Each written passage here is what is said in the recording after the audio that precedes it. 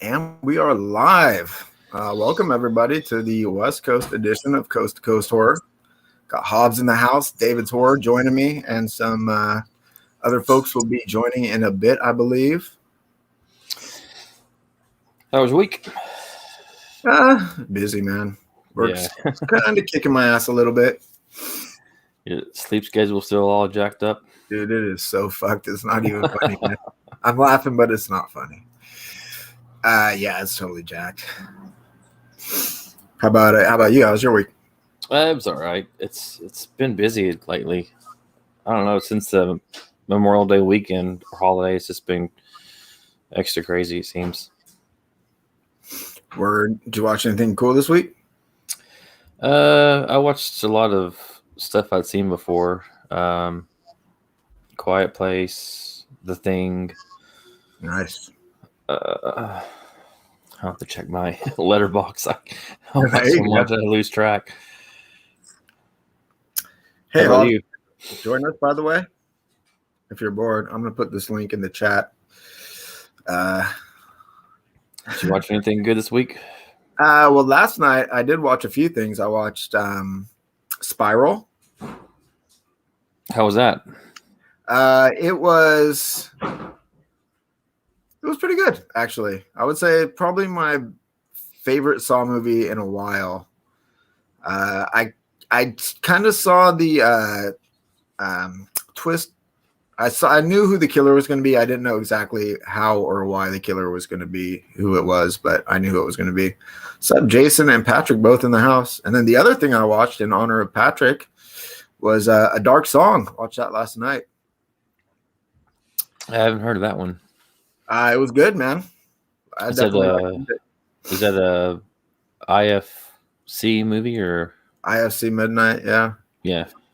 And Shout Factory put it out on Blu-ray. Justin also in the house. We got Justin, Jason, Patrick, Hobbs. How you guys doing?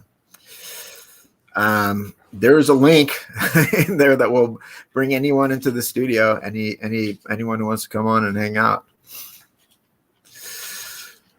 And if it's a real weird rando, we'll see how it goes. It may or may not last for too long. Yeah, A Dark Song was cool, man. I did like it, Patrick. I watched it because, Patrick had recommended it a long time ago. What's up, John? Hey, John. To me, and he's going to be on the Night Watch Zone stream at some point in the near future. I think they're going to be discussing it. So I wanted to watch it before then. And I've been meaning to watch it for a while. But it's cool. It's about this... It's like it's one of these stories that's contained in a single location, and I like stories like that. It's like this woman has hired someone to help her with some sort of ritual, perform a ritual, and so it's them sort of holed up in this house performing this extended ritual, and it was good, man. It was really well executed, kind of a slow burn. But really atmospheric and really good. All right, we got Team Geigen in the house. What's up, Patrick? How you doing, man? Good, man. Good. I'm very excited that you saw that movie. Yeah, it was cool, man. I liked it. Yeah, that's a little bit about the ending part. I say that every day, Ben. I asked to learn that power of forgiveness too. I admit it. I have a lot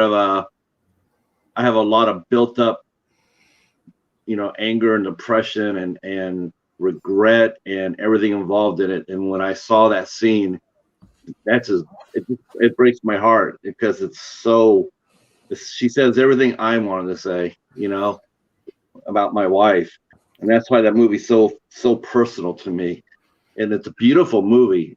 I don't really look at it as a horror film. I don't anyway. I would consider it a horror movie. It is like I would say it's not like a typical horror movie, but it was good. And it's called A Dark Song. It's so powerful. It's a home run out of the park. I mean, it makes you really excited to see what Liam Gavin will do next. What have they done next? I got a couple of short films I could send your way of his work. One's hilarious. It's about Valentine's Day. That will leave you laughing. And then there's another one called Jericho that is beautiful as well. Very, very from the heart. Liam has a brother who has special needs, and I think a lot of his writing and his storytelling, it comes through his brother. You know, I don't know why, I just got that sense of it, and he's extraordinary. And you said you watched The Devil's Doorway too, right? Yeah, I like that one as well. Yeah. I'm a huge champion of both those writers directors, Aslan Clark and Liam Gavin. I just that's why I love ISC Midnight so fucking much, because they just do it for me. They just find the right movies and the right directors and the right storytellers, and they do some amazing films. Yeah, those were both really good. Have you seen Borderlands / I think it was released also as Final Prayer? I have not seen that. Right now, what I'm looking for, the two films I'm actually looking on the hunt for most right now, I want to get, once A24, so I want to get Saint Maud. Yeah, that was a good one. And I want to get Promising Young Woman. Oh, I still want to see that. I haven't seen it yet. I haven't seen it either. We're good stuff. I want to see both those. I mean, I really want to see Saint Maud, because I hear that's very much in the vein of a ISC Midnight movie. I can see that. Yeah. Director, the first time director, young actress, and just like a really interesting story. I know David did not like that one, as I recall, but I liked it. Always call me out, Ben. What? You didn't like it, David? What? Not everyone's gonna like it. You're not the only person that didn't like it. A lot of people, because it came out, the trailer came out a couple years ago, and it looked awesome, man. And a lot of people were really anticipating it. And as with a lot of shit from the COVID era, it kept getting pushed back, and then it finally came out, and a lot of people were so like excited to finally get to watch it that a lot of people felt disappointed when they saw it. It wasn't what I hoped it would be. Yeah, sometimes people. Well, you know what? I'll tell you what. I'll say this. There was another movie quite like what we're describing here. It had all the hype. It had certified fresh tomatoes and all that other shit, and that was A Ghost Story. And that's one of the worst movies I've ever watched in my life. The UK one? A Ghost Story with Martin Freeman? Huh? Oh no, okay, that's a different one. No, this had Casey Affleck in it and Rudy Mara. Huh. Oh, that movie sucks so hard. There was a UK movie called Ghost Stories that came out that had, I think, Martin Freeman in it, and it was kind of like an anthology, and that was a good one. That was an excellent one too. Yeah. Another ISC Midnight, and that dude, that ended when Martin Freeman, what happened to him? That came out of left field. I was sitting there going like, damn, I didn't see that coming at all. That was a good one. That's the one I thought you were talking about. I was like, oh, people didn't like that. I thought it was excellent.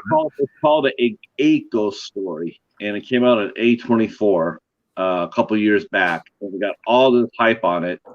And I picked up a copy of it, went home, watched it because I was, everybody's hyped on it, and yuck, not good at all, terrible, horribly overrated. And you watched Devil's Candy too. So see, that's what I mean. That's what I've been trying. That's why I've been beating the banner for ISC Midnight on ISC Films, because they produce some amazing movies that no one ever sees. I saw Devil's Candy. I loved it, man. Yeah, I got that. Another one I could recommend for you too that I really, really like quite a bit too was Hellgate.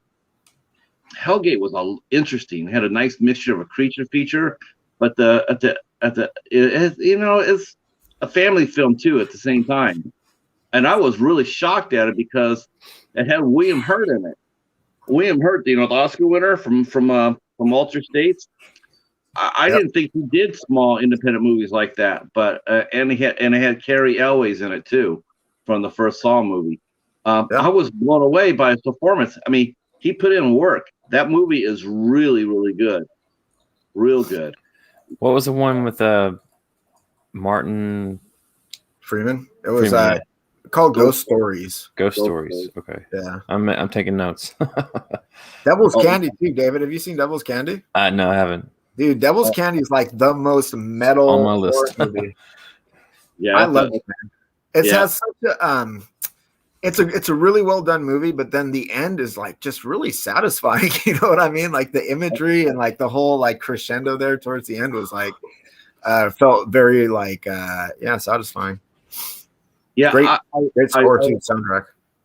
I always talk about when I talk about the Devil's Doorway. I'm always like, to me, it's like two parts. You know, it's like that second half with the found footage aspect of it, but it was the first part when the first two priests walk in, they sit there and they talk to the mother superior, and they start knowing the history of the laundry. Man, that freaked the shit out of me. That was like, and it just ended. It ended like a matter of years ago. They just ended it. It wasn't that long ago. Yeah, it was like within the last I want to say 25 years. I think it was late 90s, right? That's what she said. Yeah. Hey, Rhea. Yeah, she's watching me. Well, last week was hilarious. Or her and Sam are hanging out together at the end of the fireplace. I'm telling you, David, you always have the best background, man. Always. It's pretty boring tonight. I know. I already noticed there's no Sam. I can go grab him after a break, maybe. See out doing his rounds or something. What's that? Yeah. Pre-Halloween inspection rounds. Yeah. So yeah. Hey. So obviously the big news for our community this week is that we Hobbs passed 1,000 subs, man. Yeah. Yeah. Man. Congrats, Hobbs. That's awesome. Yeah. I'm so excited for it, man. And then you have Danielle Harris tomorrow, right? Yeah. Yeah. Yeah. Yeah, we have Danielle Harris tomorrow, but we got Hobbs past 1,000 subs, though. I am so thrilled. That was so cool. Only because how it came about, you know, everybody was chipping in. I see Larry just walked in here. Larry did a video. Yep. Phil did a video. Man, it was rocking and rolling this week. Yeah, absolutely. So what did you guys watch this week, or did you already ask that already? Well, that's how we got started talking about Dark Song. I'd watched that and the new Saw movie. And Devil's Doorway, I think, was that last. I don't know if that was this week or last week because I'm in a COVID time warp. But yeah, I watched that one recently too. And I mentioned Borderlands / Final Prayer because it's basically the exact same story as Devil's Doorway, where two priests are like, or a priest is like assigned from the Catholic Church to investigate a miracle to see if it's actually happening. And both are excellent, man. Really good. That sounds like Stigmata, where the priest is investigating to see if the Stigmata is real. You know, I saw that when it came out in the theaters. That was with Roseanne. Patricia. Yeah. Arquette. Yeah, that was a good movie. Yeah, that was a good movie. That was a good one. And I saw the short film today or this week about this dog who framed up Gigan for French fry theft. Yeah, that's a classic movie. I also watched the Strangers and the Amusement Park. Did you watch that? No, I heard that was hella depressing. Yeah, it kind of was. Yeah. I'm always a little hesitant to watch a super depressing ass movie. It wasn't so much a movie as it was like almost like a PSA. Right. I don't know. They hired what's the story? They hired Romero to do a sort of like a PSA and for their elderly and for a church, and then he came up with that, and you know, like I guess they saw it and they were just like, it was just way too heavy for them, and they were like, we can't do this. So yeah. But you know what? I think it has to do with, if I'm not mistaken, it doesn't have to do with like elderly folks getting lost at a park, right? Because they're at Alzheimer's or dementia. They're basically getting taken advantage of. I mean, they're taking their money and they're, you know, shuffling them around and they're getting confused and everything, and just kind of. It was depressing, to be honest. Probably too close to real life, you know? Yeah. I mean, this was from the 70s, and it still rings true today. I mean, our elderly people aren't taken care of. Yeah, I like to see it when it comes out too. It's I on don't. Shudder. Yeah, it's I'm on not, Shudder. is it?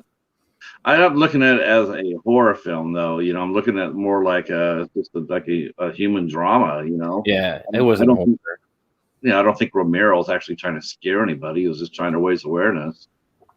There's a surprising amount of movies that I wouldn't consider horror on Shudder.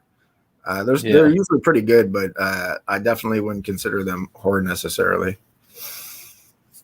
Like which ones, Ben? Oh gosh, one of the ones I watched was I can't remember the name of it. It was fuck. I'm not going to mention that one because I can't remember the name. It's about this girl who is sort of like live streaming a series of a crime basically, and then she's like gets obsessed with like sort of like getting likes and stuff on the line. Actually, let me see if I can open Shudder and then I'll take a look and tell you.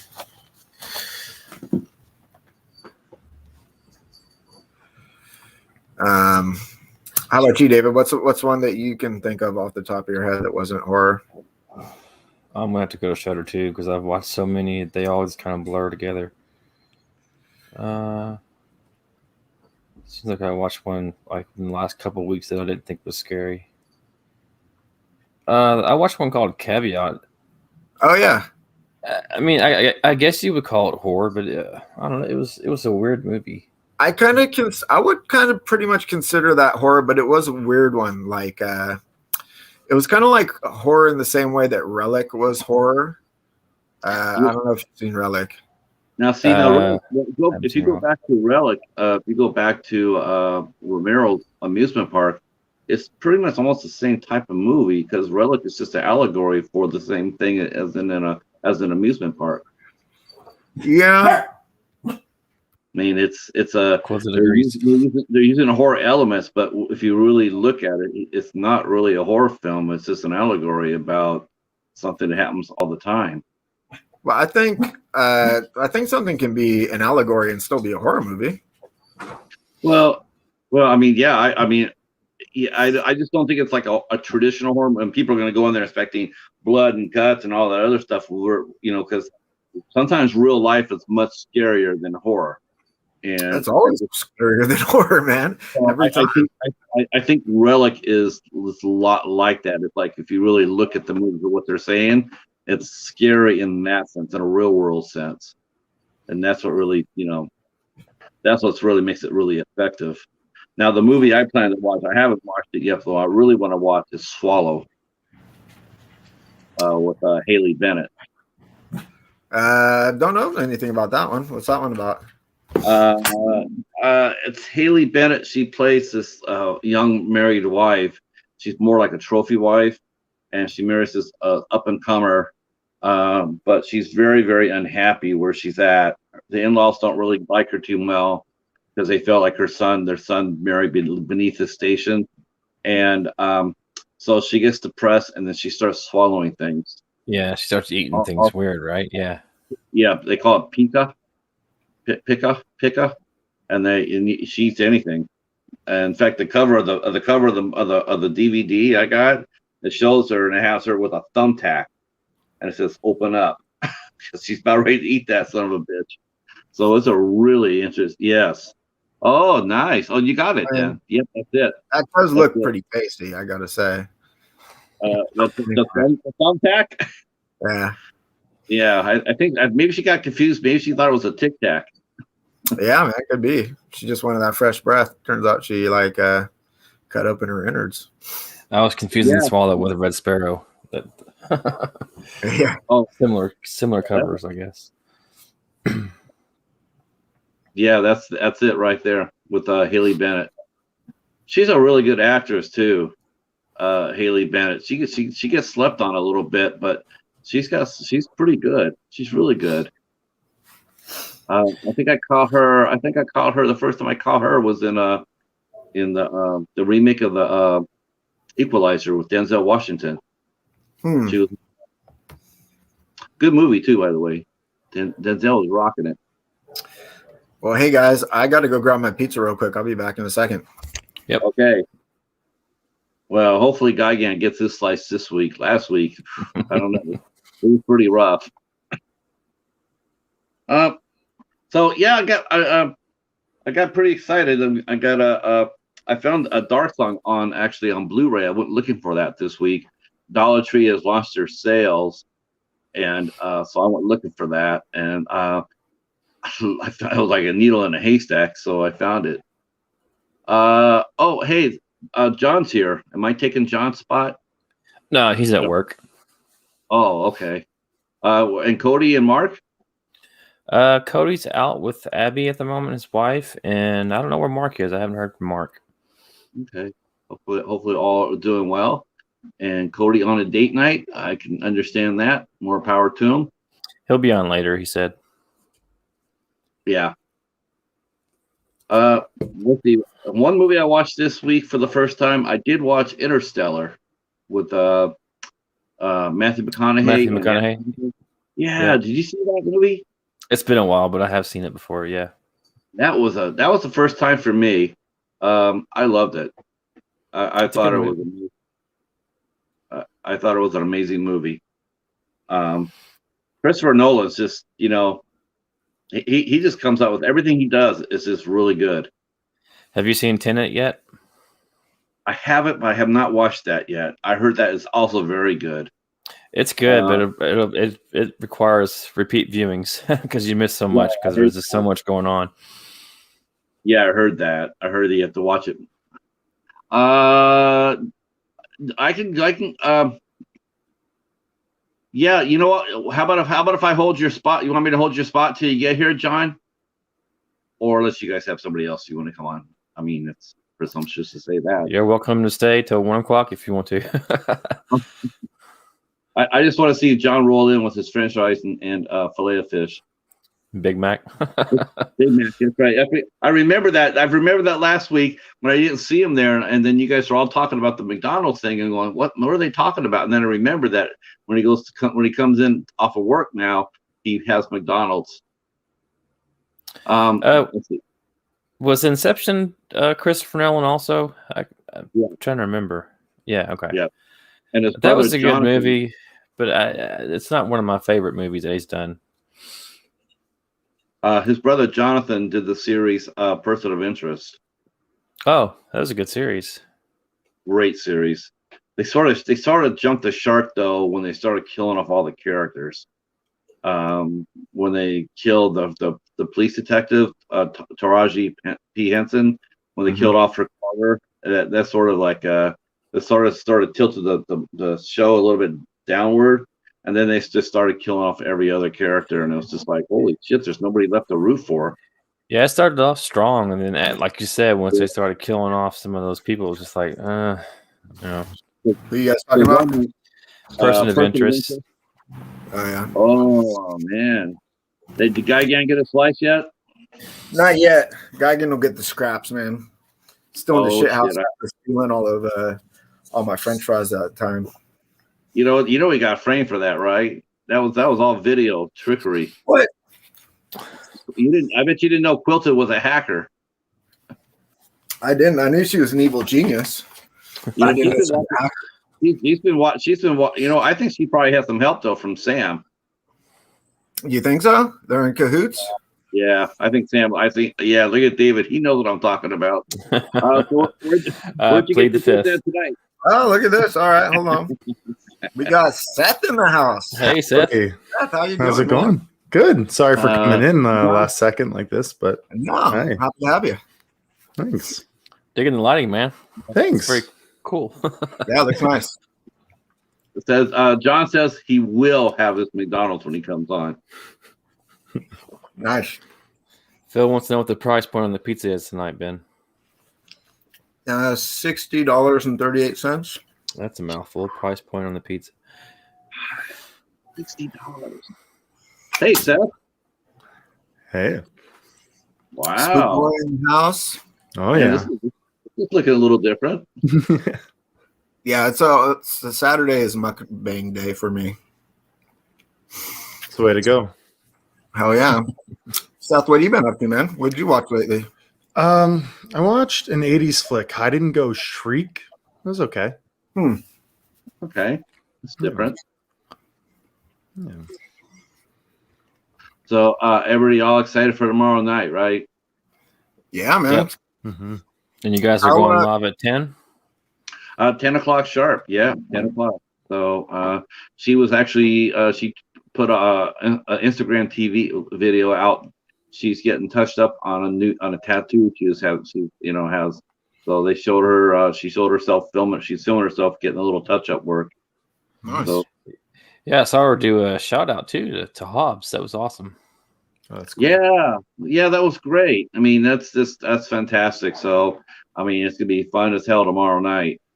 And Whose channel is it on? on Hobbs. Hobbs. Okay. Definitely Hobbs. Yeah, we got to go with our heavy hitter for that.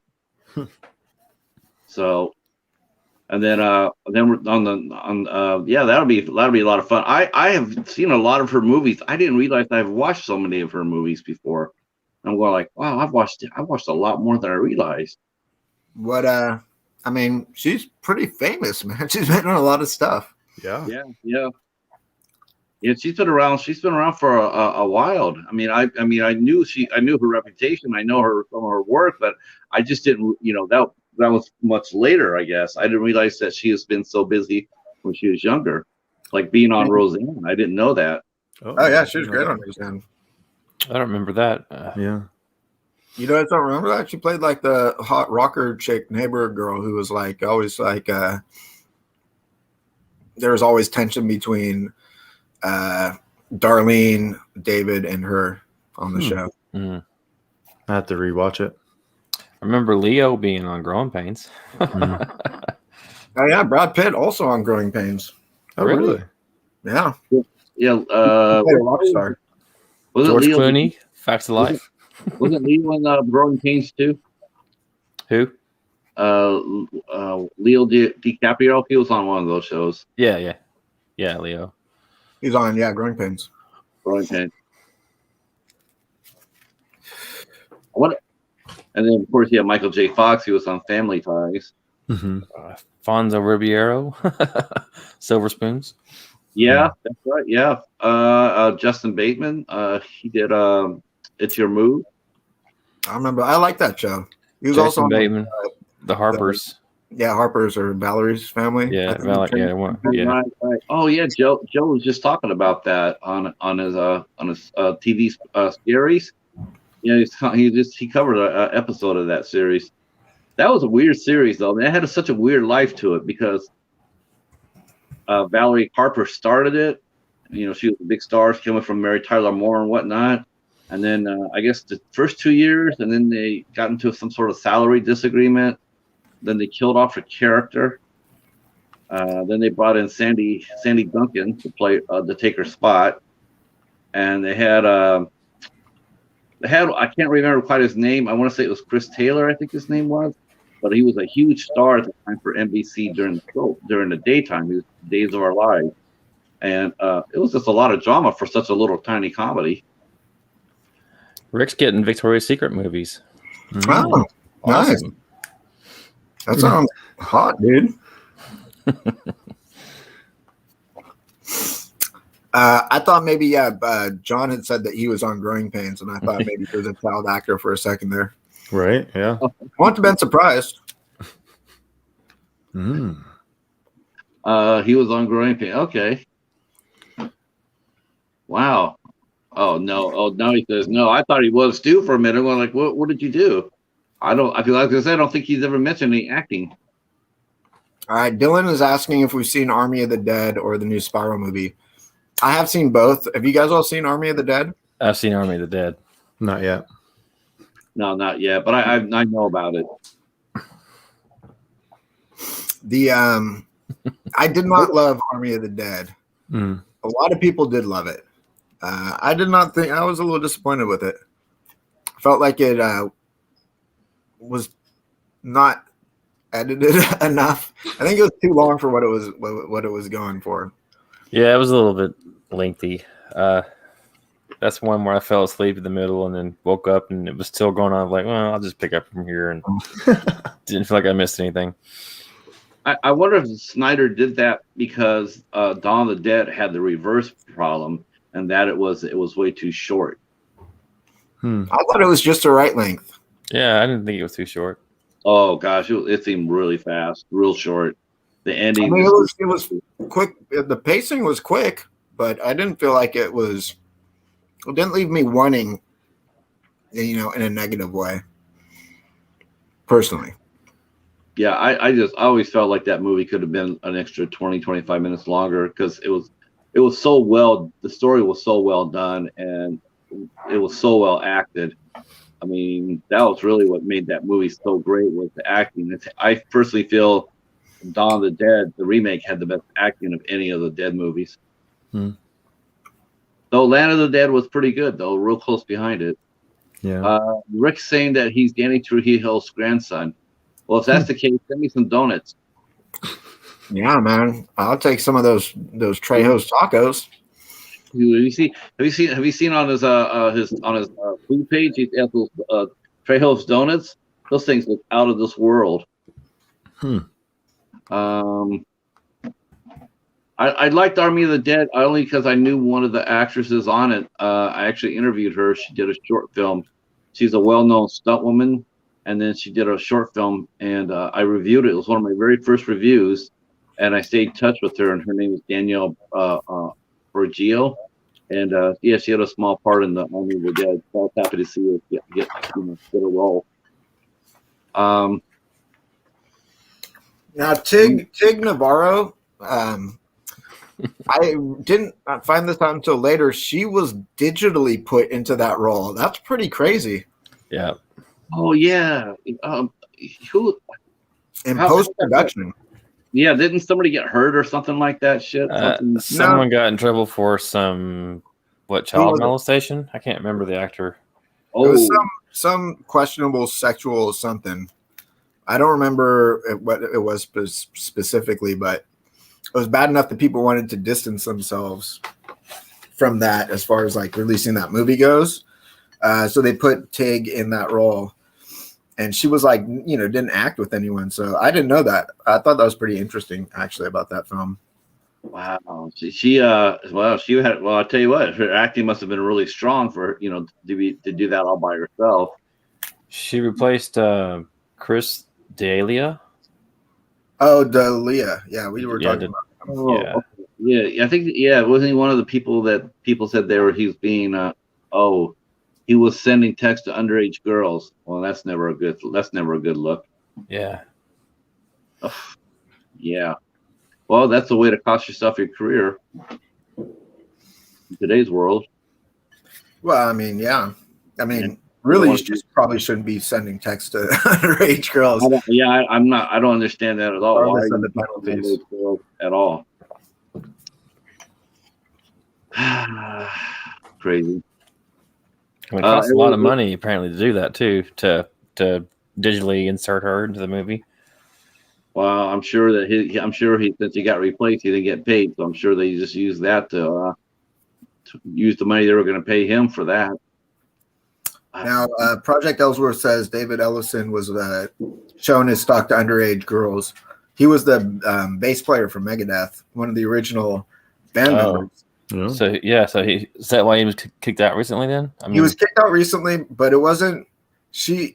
It's a weird story because I think they were in contact when she was underage, but nothing inappropriate happened, or I guess nothing illegal. I don't know about appropriateness, but nothing illegal happened while she was underage. They had like some sexy video call that got leaked or something, but she was already of age at that point. So I think the accusation was that he was grooming her. Yeah. Oh, right. Yeah, it sounds like he was probably grooming her if that was the case. Well, he got popped, and he could have. That's not a good look. Really, John, the Army of the Dead was in New Jersey. Wow. Okay. Now, how cool is that? Wait, Seth, you've seen Dawn of the Dead remake, right? Yeah. What'd you think of it? Yeah, it was good. I I think in my head, I debate whether I like the Night of the Dead remake better or the Dawn of the Dead remake better, because I like both of them. I would go Dawn for me personally. Yeah. As far as remakes go, what do you guys think? I love haven't the seen the Dawn Night of of the Dead remake. I love the Dawn of the Dead remake. I thought it was great. That was great. Yeah. That was Kinda my love it. first exposure. I mean, I saw the remake before I saw the original. Mm. Yeah, it had a lot of heart in it. You know, the acting was really strong. The effects were insane. I That mean, opening scene with the little girl was just like crazy. Yeah. yeah. You know, I don't know what it is, man, but you know what? It's so much more scarier when a kid is involved. It makes everything that much more ramped up. It's like when you see a kid. I mean, they had a kid die or be a zombie in the first Dawn of the Dead, and I remember being spooked when that showed up. When I first There's that scene in 30 Days a Night with that little girl too, like in the convenience store. right. Creepy. John saying he loves the Dawn remake. Yeah, me too. That was the first time I ever saw Todd Burrell. Remember he played the boat captain? That was the first time. I think that's the first time anybody ever seen him. And then saying no, they saw that Modern Family, or no, right. it was one of the National Treasure movies, either the first one or the second one. And I saw him there and going, oh, hey, that's the guy from Dawn of the Dead. And I'm going, oh. And then I saw him on the TV show, and I realized that he had become well known. But he was funny as hell in that movie. He plays like sort of like a 180-degree opposite of like his sort of fun-loving real estate selling ass on Modern Family. I've never watched that show. It was pretty good. I haven't seen like every season, but the ones I saw were pretty good. Yeah, I never saw that. I never saw the middle. And I'd like to see the Tom Savini remake. I haven't seen that. With Allison Tallman, I have not seen the remake yet. The remake was good. Yeah, I heard. They did some change ups that I thought worked pretty well. They didn't need to get changed, but I like the changes that they made. Right. They adverted expectations a little bit. Yeah. I liked the Land of the Dead too, but I just didn't think it was very gory. I didn't think it wasn't very gory because I thought because they had such a big, well-named cast, I thought they pulled back on the scares and the gore for that. I mean, decently gory. It was okay, but I mean, we've seen a lot gorier from the franchise. Yeah, but I mean, I think it was also like It's no Day of the Dead.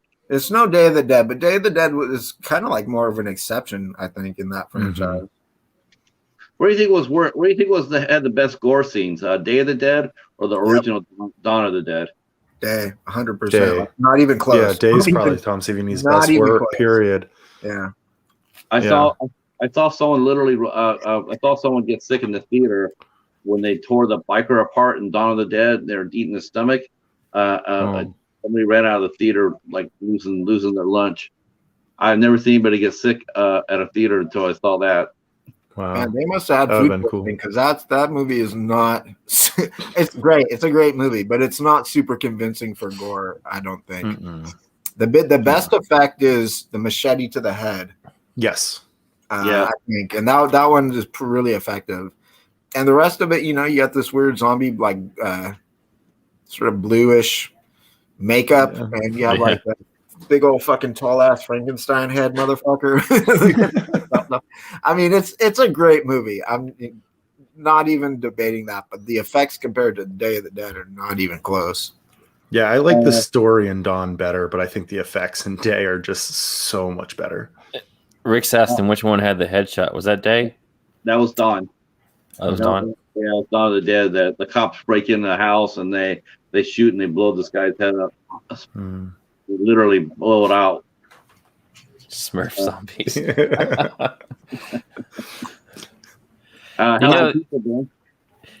It's good. It's good. Geigen's looking at me funny, but I think Day of the Dead is by far. Well, Day of the Dead is my favorite Romero zombie movie. Always has been. Are you telling me you don't like Diary of the Dead, Ben? Diary of the Dead is one I want to rewatch because I actually didn't mind it when I saw it. Oh, I've okay. only seen it once. I saw that out at the Dollar Tree. They're selling that out on this wave of Dollar Tree. They're selling both the Blu-ray and the DVD of that movie. Diary and Survival, both those are the Dead. My favorite is Shaun of the Dead. Yeah, that's Shaun a of great. the Dead. That scene when they tear David apart at the Winchester, it always makes my daughters like queasy. That scene where they're beating him up to the Queen song. Yeah, that's great, man. That movie's excellent. I just got the Everything Blue did this like limited edition. I think it was 850 copies, and it was sold out like almost immediately. And then they did a restocking of it, and I got in on that second round. So I'm stoked to do that. But it's Shaun of the Dead 4K, like a full slip edition. Mm. Casey says that both Diary and Survival of the Dead are worth $1 at least. Now, Survival of the Dead, I thought sucked. Mm. I was pretty disappointed with that one. How many other Dead movies are there? I forget about that I have one a no lot. idea. Survival was the last one. Yeah. So Survival, Diary, Land.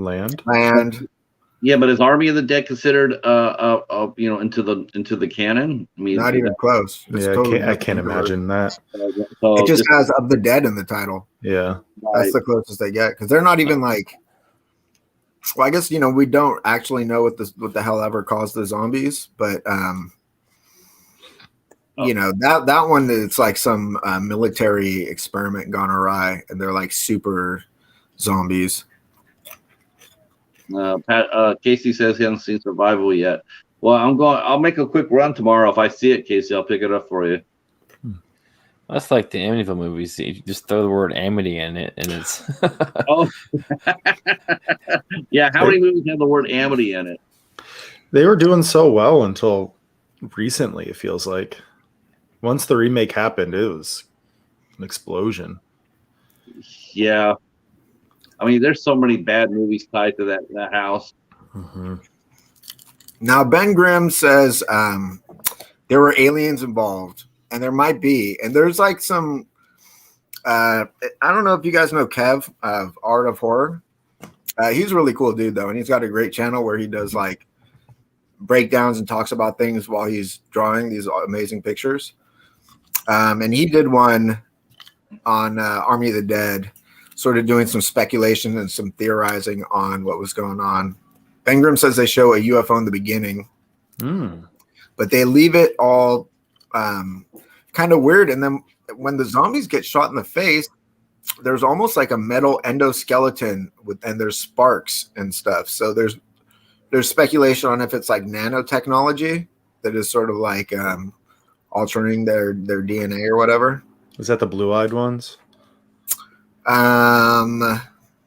again now? Are we talking Army of the Dead still? Yeah. Yeah. Aren't there like blue-eyed zombies or something when they get like shot or something? Yeah. I was reading, yeah. Something weird like that. Oh, okay. I guess they're trying to say that the zombies in Army of the Dead were like more advanced and more like they weren't like 100% dead. They still capable of of either instinctual or intelligent movement. No, they're smart. They're smart and they're physically aggressive and like can move really well. They can do parkour and shit, man. Oh. Kind of remind me of the White Walkers from Game of Thrones. Yeah, I could see that.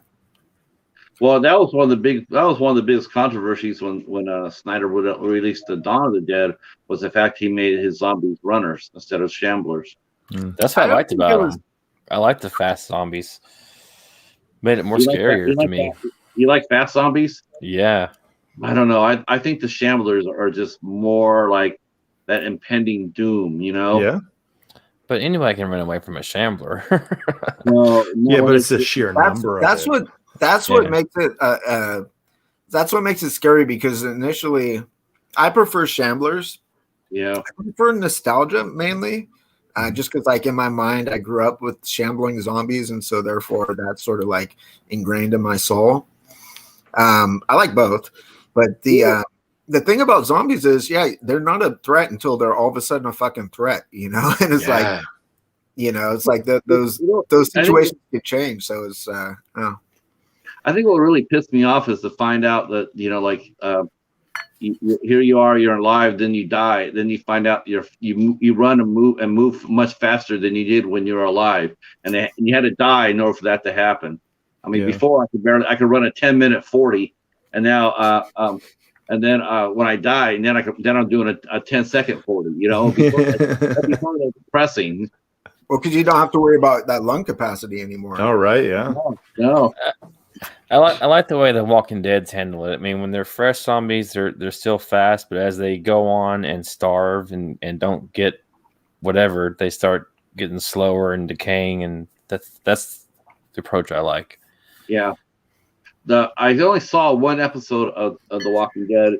It was the very first one, and I remember the one scene where Rick. There was a woman that was crawling in the park. And she was crawling, and he passed her by, and then on the way out of town, he stopped, and she still was crawling on the ground, and he went out of her misery. That was that the first episode? The first episode, yeah. He was driving into town, and then, after he gotten out of the hospital and found out what was going on, he saw the zombie, the girl, and she was crawling across the grass, and she had lost her legs somewhere down the line, but she was crawling. And then later on, he went in there and met Morgan and his son. And then he decided to go down to Georgia. And then when he's leaving, he stopped at the park, and he could still see the same zombie crawling on her hands. So he went up there and looked at her for a minute, and then he killed her, put her out of her misery. I agree with Ben Graham. I would much prefer Shamblers if I was faced with that in real life. Oh, yeah. Yeah. But like in the movies like World War Z and Dawn, whatever the remake, I like the fast moving zombies. They're scary. Scarier to me. See, I think the scariest zombies are from Return of the Living Dead. Yeah, because not like headshots won't even work. Yeah, you're done. Like, but the other thing about those zombies is they vocalize. Yeah, they talk. Yeah, it's a little like send more paramedics. It's a little less scary when you can like relate to someone in a sense. Like you can be like, "Oh, that hurts, so I want to eat your brains." Yeah, you know, that's it's like, well, fuck you. I don't want you to eat my brains. But if it's just some like you know, just blank faced like thing that's just like, you know, unstoppable force coming to get you, I think it's a little scarier. Yeah. But I love that movie, man. Yeah, I mean, yeah, just the stopping them, that part sucks. That World War Z, man, it just got snake bit. I mean, they tried to do a sequel. They tried to launch it like 4, 5, 6 times. They just never can get it off the ground. Didn't it start as a book series? Mm-hmm. Yeah, there's a book. Max Brooks wrote the book. Yeah, the son of Melvin. And he wrote it straight. I mean, it's a straight read. I read it in Barnes and Noble. It's a straight read. It's like a horror book. You know, it's like what talks about. It's like does interviews with survivors and what their experiences went through, and you know how they survived. I mean, it's an interesting book. I think that's what's so interesting about that book is it's not a straightforward narrative. It's told through little vignettes and interviews and like you know, journal entries and stuff like that. So it's a novel way of telling a story.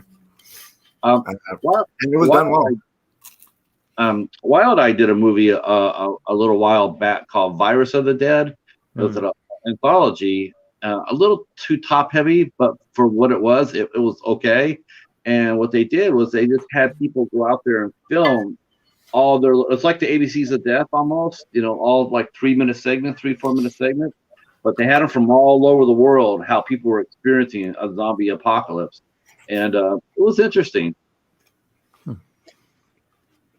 ABCs of Death was such a disappointment, man. I love the concept so much. And then when I saw it, I was pretty disappointed. I guess it was just, you know, a lot of it was just really extreme, right? No, a lot of it was just poorly made, and the words that were chosen were not. It would have been better if, like, the original people that came up with the concept had come up with 26 words and assigned them to directors, because I feel like when a director is constrained a little more like that with their storytelling, then they have to be a little more creative and or inventive, you know? And it's just like a parameter to sort of work off of.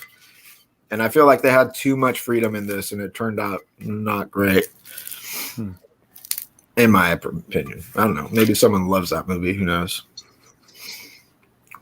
They made 2 of them. Yeah. I haven't seen any of them. Same.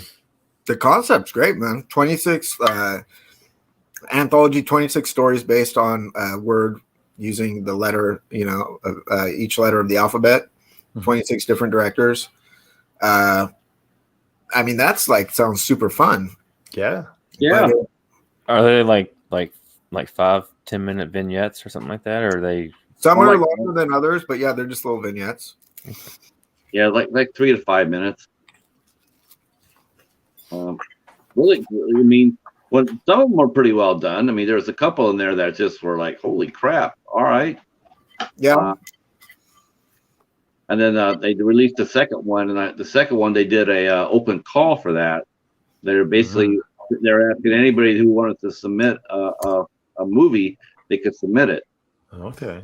Instead of asking, like they asked the first 26 directors, and the second one they open called it, so people could submit their entries. You should be able to find a few of them on YouTube, actually. John is saying Rob Zombie's word would be bitch. I think he would have gotten the letter S, and he would have gone with oh fuck. Just cast his wife, bitch, Sherry. Oh man, so much hate for Sherry. Have you seen the meme of the Munsters casting with Sherry Moon Zombie and all the characters? Yeah, it's funny. Yeah, I don't think people really want to see her in that movie. Is she cast to play Lily? I mean, is that official? I saw something, but I don't know if it was official or a meme. I don't know if someone made it to be like, "Hey, guess what, guys? This is you know, like, guess what's happening? Guess what's this is going to be?" But I don't know. I will not be surprised. I mean, I like some of Rob Zombie's movies. He's a little hit or miss with me. But he definitely has like. I feel like there's a certain formula that he's having a hard time of breaking out of. I like 31. It doesn't get a lot of love. That's one of the movies I did actually like. That's a movie that I thought was terrible. Really? And there was one that Doomhead was like the only sort of like saving grace for that film. The rest I thought was like utter nonstop. Like, these powdered wig aristocrat people. I mean, it didn't even. I don't know, man. Different strokes for different folks. It did not do it. Doomhead was great. Cody's backstage, Ben. Yeah, I liked Doomhead. I mean, that's what I liked about the movie. But he's not in it, the entire movie. But when he is in it, it's pretty good. Are you talking about Silent Hill? 31. Oh, 31. Okay, so they have a Doomhead on Silent Hill. No, I have. Holy cow! Who's here? I haven't seen Lords of Salem though. That's the one I haven't seen. Is that a pretty good one? Okay, comparatively. So I told the story once, but I'll tell you this happened because this is funny as hell. So my good friend Dan Dalzell, you guys know him from Reject Film. So I'm always giving him shit about Rob Zombie. I don't have any Rob Zombie films or nothing, and I'm always giving him shit about it. And we go back and forth for years. We go back and forth. So finally, I said, you know what? I'm gonna, my video store was closing. There was a Rob Zombie film for $1, so I bought it. So I told him, says, guess what? I said, I got a Rob Zombie movie. And he goes, really? He says, yeah, I got a Rob Zombie movie. He says, what'd you get? I said, I got the Lords of Salem. He goes, oh, that's a piece of shit. I was just like flabbergasted. I was like, oh, I finally got one, and then I got the worst one. Now, Lords of Salem is one I've been meaning to give another watch. For me, the pacing on it, the first time I watched it was terrible. I was completely bored, and it felt like a chore to get through. And but sometimes I'm just not in the right mood for a slow burn. So I want to revisit it because it does get some love from some people, man. That's kind of how I feel about Hereditary. I need to revisit it. It's a slow burn, but I would say, no matter how you slice it, Hereditary is way the fuck better than the Lord of the Things. Not even like, I don't know, man. yeah, it's not even apples or oranges on that one. It's not. It's like apples to fucking like a pile of dog shit. Potatoes. What happened to Cody? He was there, now he's gone. I'm Yeah. back now, I think. Can you see me? Just can see hear you. black. We hear you, but we don't see you. Okay. You're doing your Lamont Cranston impersonation. Hey guys, I unfortunately have to get going, but thank you so much for letting me come on tonight. Yeah. Thanks, Seth. Well, You ran him off, Cody. Oh, Sorry. Have a good night, Say guys. Come on, something dude. I said, or No. Take care, everyone. see ya. And with that, I'll let Cody come in, and I'll turn the show over to you guys. Thanks for letting me pop in. Yeah, no worries, man. Thanks for All right. joining. You're welcome to hang out if you want to, man. Yeah, I'm not wanting to chase anybody off. Yeah. I mean, I didn't know if you guys had your own thing going on or not. I was just holding the fort for you. No. I'm liking the Lamont Cranston look, Cody. Now say. All right. Say what evil lurks in the hearts of men. Yeah, there he is. Let's see. We did some running tonight. Little kind of unexpected trip out. The reason I was late. So thanks for starting the stream for me. Yeah, no worries. How's Can your you son- see me now? Have a good time. Yeah. Okay. How's your son doing? Oh, he's all right. Good. He's in there messing around with a friend right now, and actually, our girls are staying the night with his girlfriend. Was part of the reason for our running this evening. So we took them over there and then run to town, and we went out to dinner and run by the toy store. Pick up anything? Cell service has been out. I picked up my Quint figure, the new Jaws Quint NECA figure. So, Did he come? Is he whole, or does he have a bite out of his legs? oh, he's complete. Oh, okay. Yeah. John's saying that Hereditary is far better than anything Zombie has ever done. Yeah, Buddy. I'm with you, John, 100% on that. is there any kind of way that we can capitalize far any more than that? I want to like embolden it, maybe. I think it's way better. Yeah. It's not even close. Okay, let me ask you a hard question, Ben. Put you on the spot. Hereditary. Now, what do you think was better, Hereditary, or you think A Dark Song was better? Hereditary. Really? Yeah, Dark Song was good. Hereditary was. Both were really good. I feel like Hereditary was better crafted for me personally. I thought it had even a bigger sense of sort of dread, and I thought it's a little bit more dynamic movie because there's more characters. You know what I mean? So there's more happening. But that's not to say Dark Song is not good because it was excellent. No, I just thought A Dark Song was a better movie only in the sense that because the suspense was just so overwhelming, and the slow climb. I mean, you just didn't know what to expect. And I just, you're there on the edge of your seat until the very end. And then the end is just like I said, the ending's just awesome. And it's hopeful. And, and that's all right for a horror movie to come across as that. I don't necessarily think a horror movie necessarily needs to be completely doom and gloom. It doesn't. Yeah. Got this today. Oh, nice. Walmart. Is that the NECA one? Yeah. Yeah. I thought about picking him up if I run across him. Is that the black and white version or the green one? It's the green one. Okay.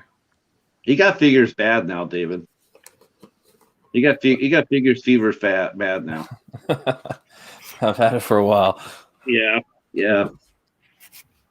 How about you, Ben? Do you ever pick up those Godzilla Funkos? No Funko Pops, man. I got a no Funko Pop policy. No Godzilla versus Kong figures, huh? No, Cody has one. It looks cool, man. Oh, Cody. Oh, well, I sort of expected that from. Oh, yeah. Okay. Which ones you get, Cody? I've got the really big, like 10-inch Godzilla pop from Kong versus Godzilla. Is the only one I've picked up out of the bunch. Yeah, just make sure you find some way to show it off during every stream.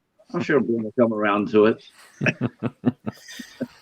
I think they're cool, but yeah, it's I just showed him last week.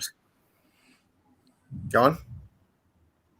Say, I showed that one last week. I yanked him out of the box on the stream. Okay. Did you see that short film that Ben made? This week, or? I had posted the that was the intro for my Blood Rage review, which was like a year ago. That was a memory, so it was the intro for Blood Rage.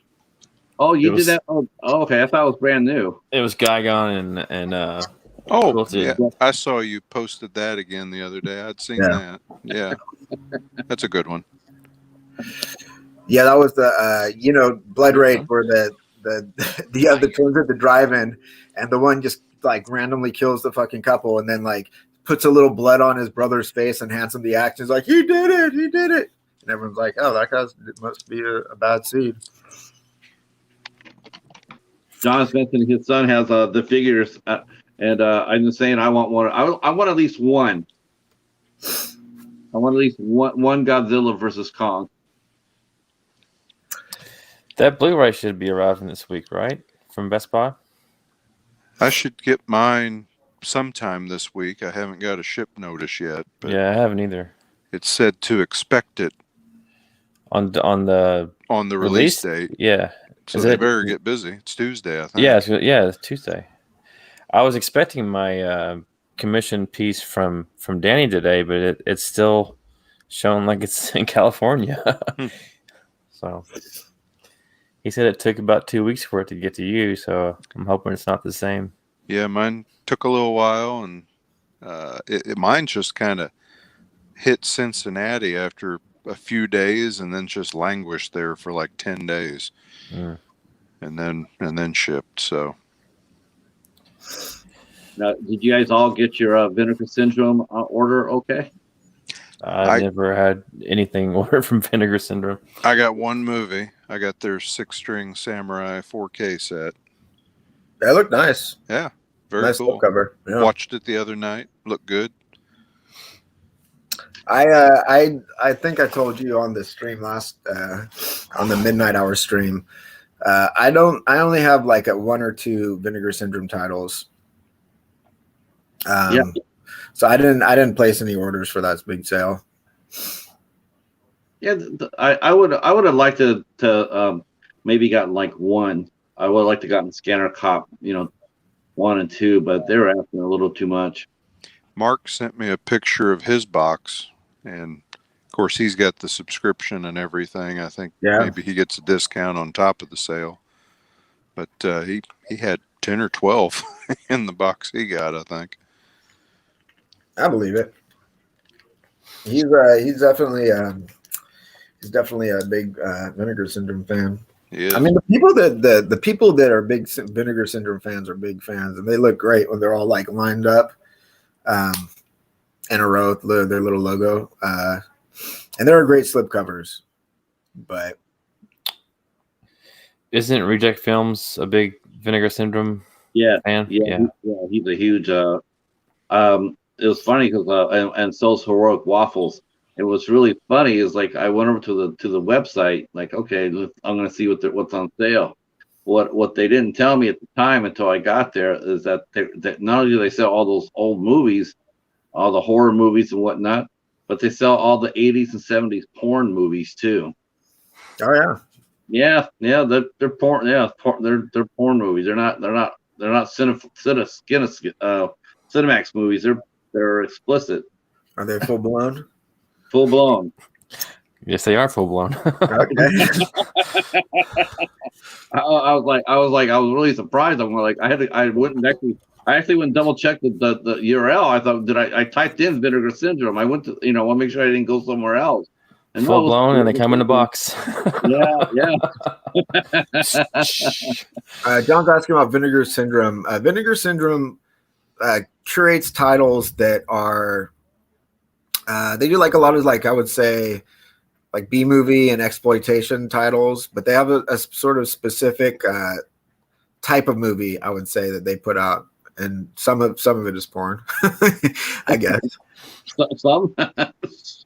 I was like, wow, all right.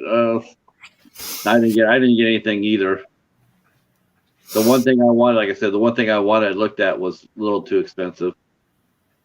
Yeah, I mean, they're highly collectible, man. Like, if you get one with a slipcover, when that slipcover is gone, you see them like posted for, I don't know, like $100 on eBay and shit. Yeah, they had good delivery too. I mean, I saw a lot of people, they're dropping their orders, and next thing you know, people were saying, "Hey, I got my order in already." I'm like, "Wow, that was really fast." Yeah, I got mine Connecticut to Indiana in like 2 days. It was quick. Nice. Well, I'm only mentioning that because Waffles said that Screen Factory is trying to get the right to do the Nightmare on Elm Street series, like they did the Friday the 13th one. And so I was just thinking, like, wow, I wonder if they learned anything from Vinegar Syndrome.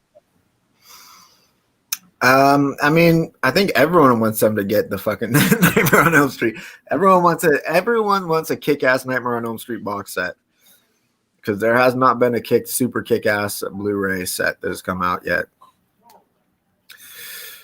And people, I think people are very happy with that 15-disc Halloween set and the Friday the 13th set that came out.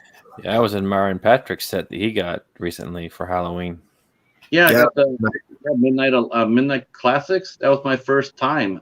Yeah. And the thing is, I ordered that thing. I'm not kidding you. This is how I ordered it, hoping I was doing it right, because everything was in all Italian, and so I was just trying to guess.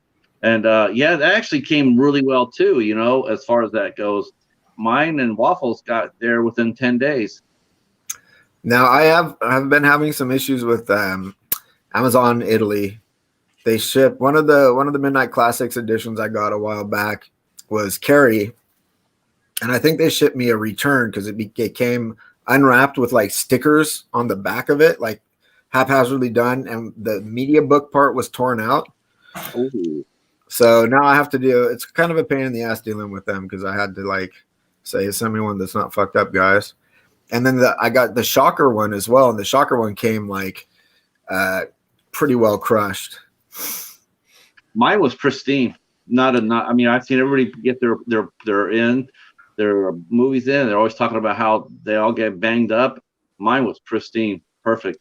Zavi just last week sent my Back to the Future set, and they shipped it FedEx this time, so I actually have tracking. Nice. And it hit I think somewhere in New Jersey or something a day or two ago, and so it's stateside now. Should be here middle of the week, it says. Nice. And I just hope that it arrives okay and undamaged. Ben Grimm's saying that Vinegar Syndrome started as a company that restored old porn, and I guess that would explain why we saw porn on their site. Maybe why their logo too with the girl. Yeah. And who's paying for $100 for a slipcover? Yeah, we know there's a lot of people that are doing that. I think That was way the pictures I sent you guys of the 6-string samurai set. Yeah. I forgot to send a picture of the slipcover. Within that, inside that big box was another slipcover on the disc. And it was a different image than the rest of the box. So I'll show that in my haul video tomorrow. But it's kind of weird when they include like a second slipcover, because I'm like, well, what the fuck do I do with a second slipcover? Unless it's slightly bigger and I could like slip the slipcover inside the slipcover. right. Now this all fits within that box, Double bagging it. but like, yeah, you're right. When Scream Factory did My Bloody Valentine, and I think you got 2 slip covers. Yeah, Candyman too. The Candyman. Yeah, I'd have trouble keeping a second slip cover somewhere without crushing it or bending it or doing something to it. I have mine. It's sort of it's just sort of slid in right next to it. You know what I mean? Yeah, yeah.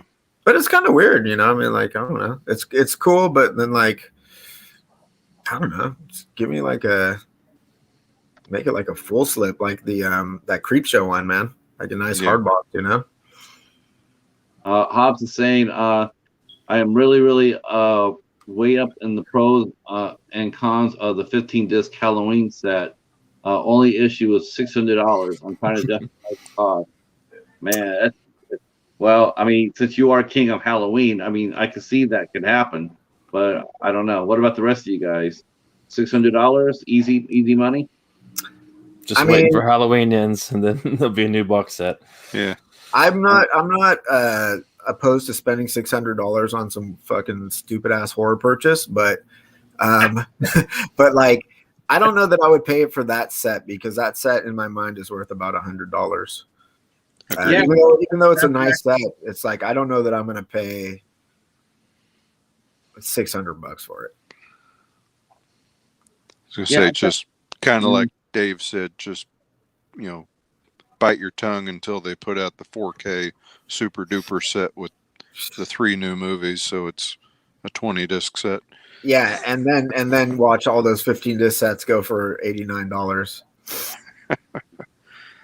It's going to be like same thing that happened with the Friday 13th set. Then they'll turn around and put out the Steelbook set. Exactly. One movie at a time, right? That's great. Right.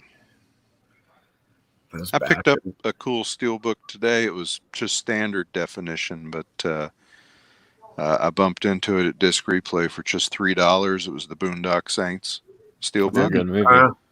And it's just got that symbol on the front and the back both. Just pretty plain Jane, but cool looking.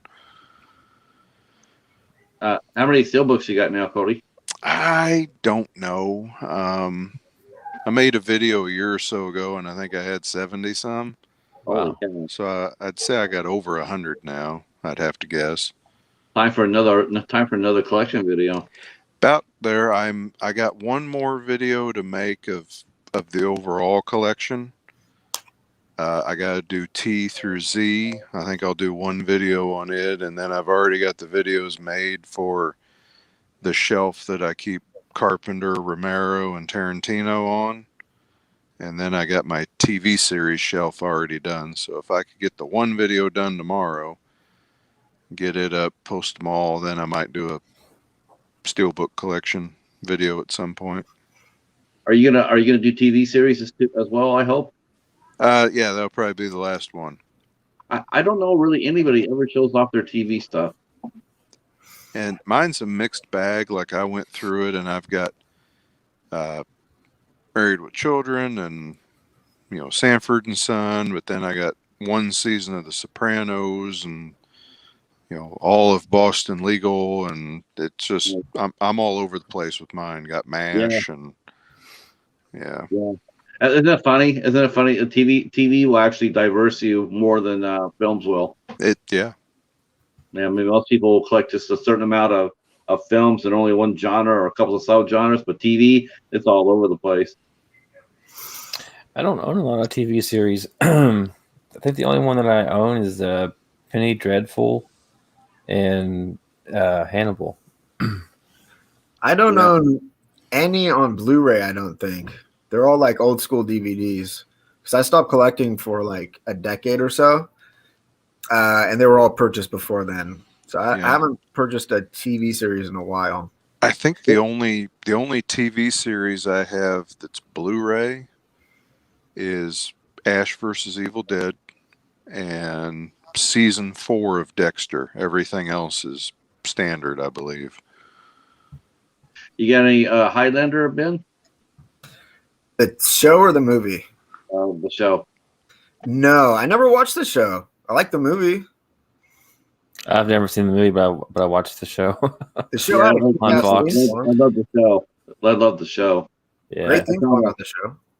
I found a season for $10 at a disc replay, and not more than a year before when I saw it, they're selling the same season for 36. I was like, okay. I contemplated buying the Game of Thrones complete series, but I don't know.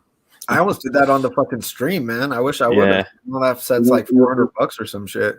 Yeah, Honestly, David, just wait for like another 6 months, and you'll start seeing it pop up on First Source. I Guaranteed. doubt it, man. I think the people that bought those are like, I don't think they're gonna be quite the same as like Highlander series or something. Like the Steelbook set, you mean, or just this is the general. regular Blu-ray. they had? I think That's- today at Disc Replay, I saw a 4K Game of Thrones collection. It was like $75 though. I think I saw it at Walmart. It was like $180 maybe. It had a nice box that it came in, and Yeah, This, if I remember right, looking at it, it had a dragon on the side of it. And I've still never seen Game of Thrones. it's a great that's a good series. show. Yeah, Yeah. Yeah. I mean, I've heard good things about it, but it was one of them where I didn't really, it was kind of like Westworld. I didn't really care to see it at first because all anybody could tell me about was the nudity in it.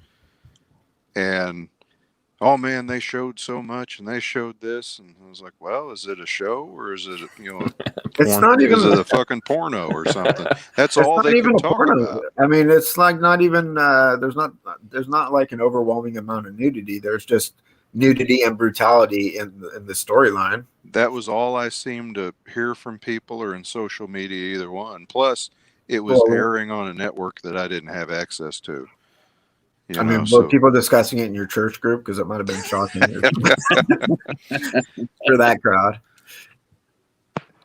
My Game of Thrones, I got 5 seasons. I paid $10 for the first season at Target, which is the most I paid for any of them. $10 for the first season. I paid $2 for a Blu-ray for season 4. I paid $2 for that Blu-ray. I paid $2 for season 3 Blu-ray. I paid $5 for this one on regular DVD, and then this one here sealed, brand new, factory sealed. I got at my library for $5, and that was season 8. Yeah, but I got to pay that extra $55 for the box that holds them all. Exactly, man. I'm just saying. You'll start seeing them because I see Dexter and I see Sons of Anarchy. I see Breaking Bad. All the hot series that were a few years ago, and they're all just starting to filter down now. You'll see it like individual seasons. Yeah, Yeah. with like the big like the box set, like the 4K Steelbook set. Yeah, that one might be harder to find. But if you're just looking just to get the series, you can pretty much get the series if you just look a little bit. What's that series with Kevin Costner? Yellowstone? Is that what it's called? Yeah, on Paramount. Yeah, it's on sale right now, but it's only the first 3 seasons. But I don't know if they're going to make more. So I'm holding off on that one too. I hear it's pretty good. Yeah, I thought it's okay to not only a 4th season, but they're also doing like a prequel. I don't know. Could be. I never heard of that even. It's set in modern day Wyoming. No, Montana, I think. Montana? No, or Wyoming. Wyoming, I think. And it's just like a ranch. It's like a modern day Bonanza. Oh, I was thinking Dallas. I guess it's not really oil though, is it? It's just land. No, I think they deal with cattle. Like a bigger house on that prairie or something.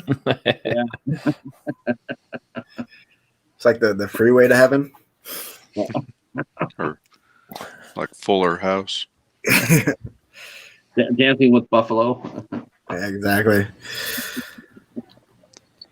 Yeah, TV shows have gotten really good, man. They used to. I mean, I don't know. I think all the competition has really sort of made everyone up their game. So there's a lot of really good shows. almost too many to keep track of, to be honest with you. Yeah, that's my problem. There's just so many. I just don't want to invest too much time in There's a anything lot. anymore. There's a lot of good ones. There's a lot of competition, and then I think the DVD market drove it up too. Because after a show aired, there wasn't much revenue source for it besides syndication, and now they can sell DVDs of it. And nobody bought TV seasons like this back when it was VHS because you didn't have room for that kind of shit. So. Well, they didn't really release them either. I mean, well, there was a few out there. I know in the video stores back in the day, I saw, Twilight Zone VHS and Outer Limits, but it was kind of rare to find them. But you're not going to find like silver spoons up, at the Blockbuster or something. Exactly. Yeah, because they didn't have room either. They're just interested in the feature films. So some like our video store, they did season. But I can tell you that they didn't really rent that well either, Yeah. Because a lot of times they didn't have the complete series, and so a lot of people wouldn't bother renting because why rent if you can't complete the series? Right. I'd always get so bummed when I go to the Blockbuster and couldn't find Punky Brewster. Yeah, dude, that broke my heart too. Man, it sucked. Plenty of Golden Girls, but no Punky Brewster. That's just not right. And no Small Wonder either, man. I'm always I know. Or My Two Dads. Damn. Nobody here better like Alf. That's it for us. Alf liked the taste of those kitties, man. Yeah. Yeah. Well, you know what? I'd be willing to tell him how good of a cork. I'm not going to say what I was going to. You're going to bring it back to Vinegar Syndrome levels, weren't you? I was going to, yeah. I'm wobbing them up. No one's smacking them down. I don't know. I like to taste the kitty too. All right, I'm gonna get me a refill. Yeah. Wet the kitty. I do like all of those 80s sitcoms, man. Mr. Belvedere, all that shit. Charles in Charge. Charles. But David mentioned Soap was great. Soap was that was a real it got heavy sometimes, man. Like when the lady who played Jessica, when she passed away, and then Robert Guimay was there, and then they spun his character off to Benson. That was a good show. Yeah, I was gonna say like Soap and Benson were both shows that I didn't watch originally because I think they were sort of made for the older crowd when they came out, versus where I was at. But I do remember them both being in syndication and popular. Yeah, very popular. And the thing about Soap was they were trying to be outrageous, but quite honestly, they weren't really all that far outrageous because you go watch some of these day soaps, they're not that far gone from what that comedy. They're pretty much, they have some of the same plot lines, believe it or not. Well, Passions, you guys remember that one? That was excellent, man. That one's the one that had like mystical, magical little doll Timmy that was like a little man. Yeah, that's right. It did really well at first, so much so that they spun off General Hospital for a minute, like General Hospital Nights, and they made it all spooky and shit. That sounds great. Ben saying he's been watching Alf on Tubi. Alf is classic, man. Yeah, Alf is classic, kicking the ass. I don't necessarily condone his eating cats, but you know what, the guy how they do it on Melmac, dude. It's a cultural thing. Yeah, it could be cultural. It's funny. The guy who played the father in that series, that's right. I think he went to jail for kid porn. Really? Yeah, I think he got nailed for that. I never heard. Well, I mean, you didn't hear about stuff as much as you do these days. Oh. Yeah. I mean, Jeffrey Jones from Ferris Bueller. I mean, remember he got busted. He's never come back. Yeah, he's gotten busted more than once, and I think he's already back. And I think Stephen Collins was another one. He did that one family show. God, it was on forever. It was the one that broke Jessica Biel. Huh. I don't know, Heaven something or another, and he got popped for that shit too. Now I'm on Max Wright's Wikipedia page, and there is no allegation or no thing on his legal issues. Yeah, I heard. I'm gonna do a separate search. Kevin Spacey, yeah. They replaced him too. They replaced him on House of Cards. I'm not sure if he's done anything since either. I know Stephen Collins and Jeffrey Jones. I think they're both still with us, but they have not done anything. All right, so this article is saying that he had drug issues and gay porn stuff. Okay. That's a far cry from child pornography, man. I gotta say, Yeah. that's a totally different ballgame. I think they were questioning him about the age of the thing of what he's watching. So I do remember seeing that, and I remember him being questioned about it, but I didn't know. The scandal was in 2001. National Enquirer exposed stills of a video from him smoking a homemade crack pipe and kissing another man. Damn. I did not know about the drug aspect of it. And he says they would meet to pick up homeless men. So it was like, I guess, gay prostitution, maybe. Ooh, that's yeah. But again, dude. Oh wait, here we go.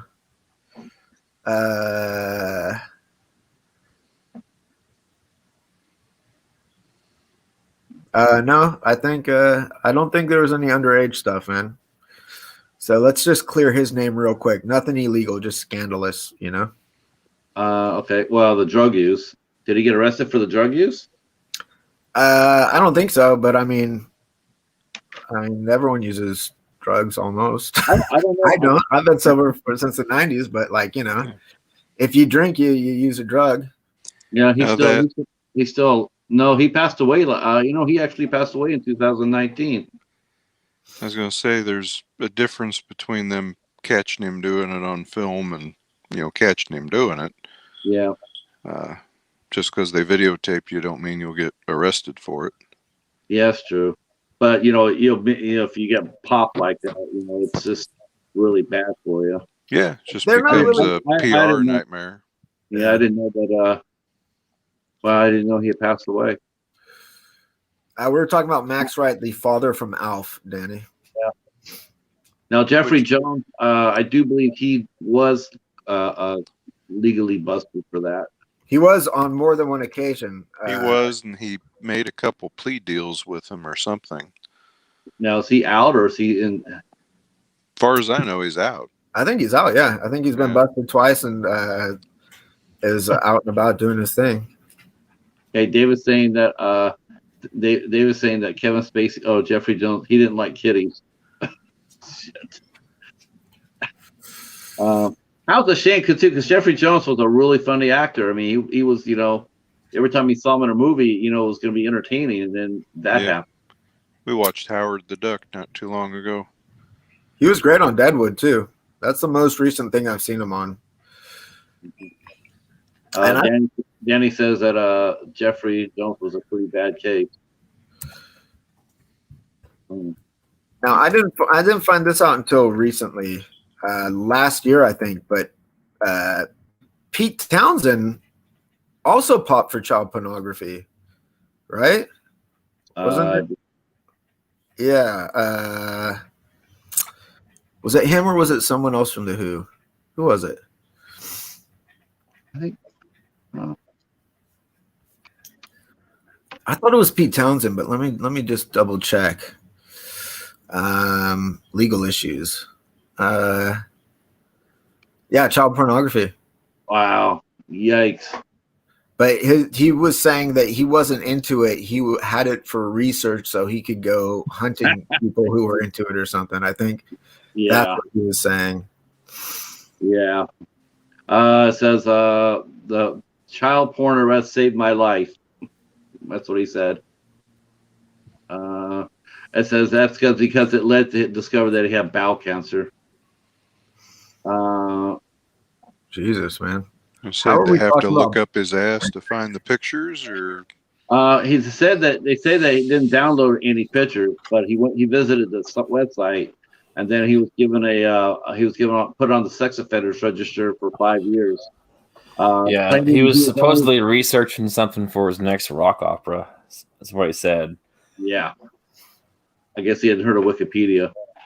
Claiming he was trying to prove banks were complicit with vile online pedophile networks. Okay. Yeah. I don't think anybody bought that. Well, I'm guessing we could all just make that assumption without research. So Yeah. banks are complicit in whatever makes profit. Yeah. Yeah. Really. No, corporations in general, man. That's their whole motive. That's their modus operandi. How are we talking about child pornography? Now we're going to start an economics discussion on a horror No, we're just talking about how evil Alf was as a show, and there's a lot of evil in it. That is true. That's what happens when you have a show that features a character eating cats. Back to Punky Brewster. I was speaking of cats. One of the things I watched this week, because while I've been doing like computer work, I've had stuff going on in the background, and one of the things was the "Don't Fuck with Cats" documentary on Netflix. Have you guys seen that one? I started it. Didn't get very far. Cats are awesome. I mean, what was it about? Just DC Chicago. It's the Luca Magnotta case. He was like he uploaded a video of him murdering this Asian guy. Okay. And before that, it started with him like making these animal cruelty videos with cats, and then it like enraged a lot of people online, and they started this whole like hunt for him to discover who the perpetrator of this was. And so it was like the story sort of told from their investigation, and then how like how it criminally got involved, and it sort of like converges in the middle. But he was like a cannibal, like a cannibal killer dude. Okay. There's probably a part of that we probably didn't mention. Luke Magnotta was actually busted by a website, an owner of a website. No, the owner of the website was busted for posting. Yeah, well, because of his content, but because of his content and the people that had him, the tip that came to catch Magnotta came from his fans. No, they weren't his fans. It was well, I mean, I'm just telling you what the documentary was. The documentary said it was these the people who were investigating him because they're outraged of the videos he made where he killed 2 kittens and fed another one to a boa constrictor. Oh, okay. Yeah, they bypassed that. So here's one part you can look up too. There's a guy in Canada, and he had a website called bestgore.com. And what his thing was he put videos out of shit that are happening around the world, and it was a shark site, right? It's shark, and he happened to like cats, and he posted the video up, and he said, "Find this fucker," and the website had tens of thousands of fans. They're the ones that turned up a tip on where this guy was. Well, that is a different story than the documentary told. The documentary said, because the people who were outraged were people that saw it independently, and the guy who posted that was like tried to play the martyr. He didn't say catch this guy. He posted it, and then he got prosecuted for and convicted for showing this these videos in Canada, and then he like made himself like into a martyr, saying like I will never censor this or anything, and he posted the One Maniac, One Ice Pick video too. Yeah, he did. Yeah. That's a weird story in all of itself. Talk about a horror story.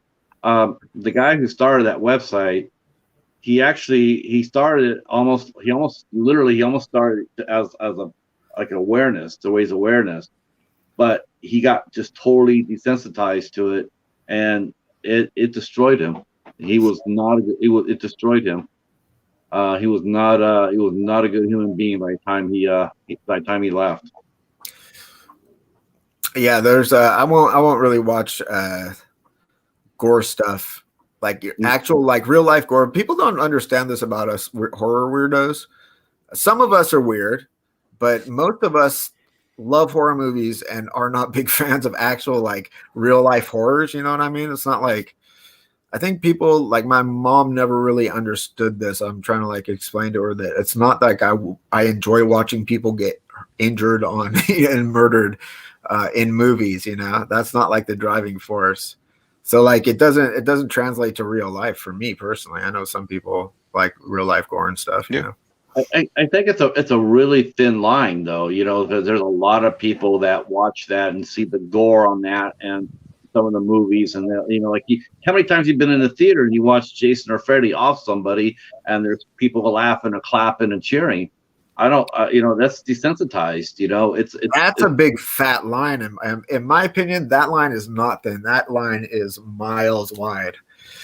The difference between reality and movies are immense, man. It's like night and day. It's not even the same. It's like no, I maybe it was much thicker when it was you and I were growing up. In I'll give you that. I mean, it was much bigger, but I think today's society, I think that line's a lot more thinner than people like to care to admit.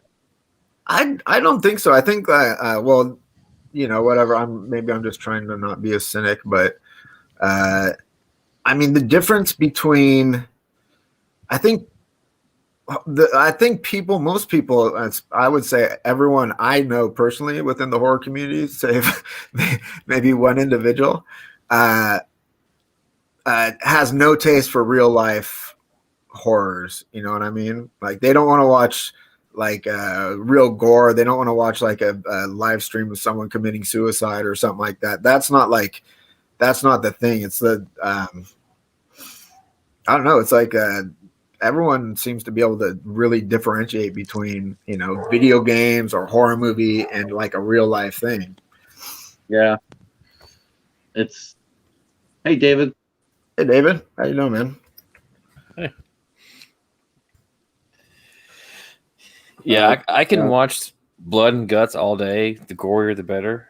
But shows like Dr. Pimple Popper gross me out. I can't watch that shit. Yeah, you know, I wasn't aware of that until like a couple of years ago, where there were videos like that on there, and I was like, you watch one or two of those, and you go like, yeah, that's enough for me. Yeah, Casey in the house says slasher movie, he'll watch that over and over, but seeing Three Guys, One Hammer once accidentally was enough for him. And that's one I'll never watch. I just have no taste for it, man. Because I watched I don't even like watching the news. Yeah, I'm with you. I'm with you on that one, Ben. I did that too. I would say the yeah, I'm with you, Ben. Exactly. I watched a beheading video, and I was like, that's the last bit of like real life gore I'm gonna watch because it was way too disturbing for me, man. Was that the Armstrong video in Afghanistan? It was the oh my god, I'm spacing his name. He was a journalist. Oh, Daniel Pearl. I can't remember his name. But yeah, it was brutal, man. Yeah. And I was just watching like so I've been, like I said, having stuff in the background. I've been having all these like top disturbing lists and like serial killer videos like sort of playing in the background on YouTube while I'm working. And somehow I started watching like I saw like some people doing like reaction videos to Three Guys, One Hammer at some point this week. And I was like, yeah, it's crazy, man. That came out like I think about 12 years ago, and I've never even heard of that. I've heard of like Two Girls in One Cup, but not Three Guys and a Hammer. Three Guys and a Hammer was these. In Russia. It was the Ukrainian serial killer. The two guys, they spent a month killing people, and they killed 21 people in a month. And they videotaped a lot of it and took pictures and stuff. And one of the videos leaked, and that was them killing this guy with a hammer and a screwdriver. And that's what that video is. But it's like real life, just brutal, man. Yeah, I have no interest in watching that. I never even watched the Faces of Death movies when I was a kid. I know some of it was fake, but I just never had a I didn't desire know to if see it- that I stuff. didn't know if it was really fake or not. I don't know, like which was fake and which was not. I remember they showed the one picture where this guy supposedly got eaten by a bear. He got Yeah. out of his car. Was that real or was that bullshit? Bullshit. Most of it was bullshit. Okay, I remember the- some of the stuntman stuff was real. Yeah. You know, when they catch accidents on, but like there was one where, you know, a guy, I think it might have been the fourth one. A guy dropped a car on his leg in a junkyard, and it severed it at the knee. Ooh, But somehow a film crew was there before the ambulance even arrived. I mean, it was all stage bullshit. You could tell. no. I think you know, I don't know about you guys. I've always have like a morbid curiosity. I did growing up, you know. I mean, when the internet was like in the 90s, there's sites like rotten.com, and I have like a morbid curiosity to want to go see this stuff. And I did that on and, you know, little whenever I'd watch stuff like that until I saw that beheading video, and I was like, Yeah. I have no more Well, like. It's like perspective now. Like you said, I rented that stuff growing up. Oh yeah. Curiosity. But now I know it's out there available. I don't have it. I'll never buy it. No. You know, I've seen it once. That was enough. A lot of people love Faces of Death, man. Or a lot of people Yeah. uh Kind of like we talked last time. I mean, the first one, at least, most of it is animals being killed. I know. Really, Yeah. all the slaughterhouse footage. So I would rather watch humans getting killed. I think. Yeah, I'm with you there, Ben. I mean, you know, if they took out a convicted murderer and they showed the execution of him, I watched that before I watch an animal get hurt. Well, they did show the execution of a criminal via electric chair in the first one, but it was Yeah. not. It was also fake. hmm I will say I love that bust that they made of it. I agree. Yeah, I saw Mondo Chalovec, or what was that the who had that bust? The Wilsonian Movie Wilsonian, Museum yeah. got one. Mhm. Yeah. That was kind of cool, but then they never released the actual set, right? Right. He got the bust. There was no media release with it, so he got a Blu-ray of it and stuck that in it. What was that one family movie? There was supposed to be a family movie where like a bunch of animals died in it, and it was like it had dogs and cats in it, I guess. Oh yeah, I know which one you're talking about. It's the Japanese movie. I can't remember the name of it because I never saw it. But they allegedly killed like 30 kittens making it. Yeah. What was that movie? Like Far and Away or Far and some shit? No, I think it's two pets' names or something. It's like Milo and Otis, that movie. That was pretty bad. someone, not Homeward Bound. Someone in the chat, let us know, man. Old Yeller. No, it was Milo. Cody, Justin sitting there saying he loves love watching people eating hot sauce videos. I think he's tipping his hat to you, my friend. Oh, I think it was Miles and Otis. Yeah, it was Miles and Otis. They allegedly killed like 30 kittens or 20 kittens, it says, during the production of that. And ongoing, like I was gonna say, did they drop the camera on them? Or, I mean, how do you do that? Yeah, how do you do that?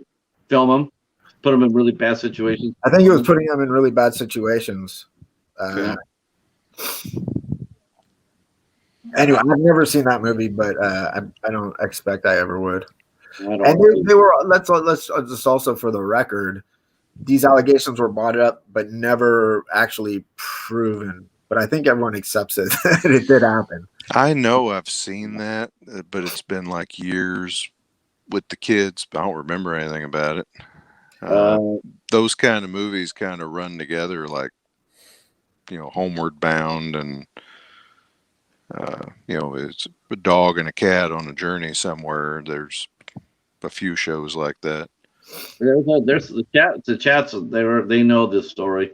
Adventures of Milo and Otis.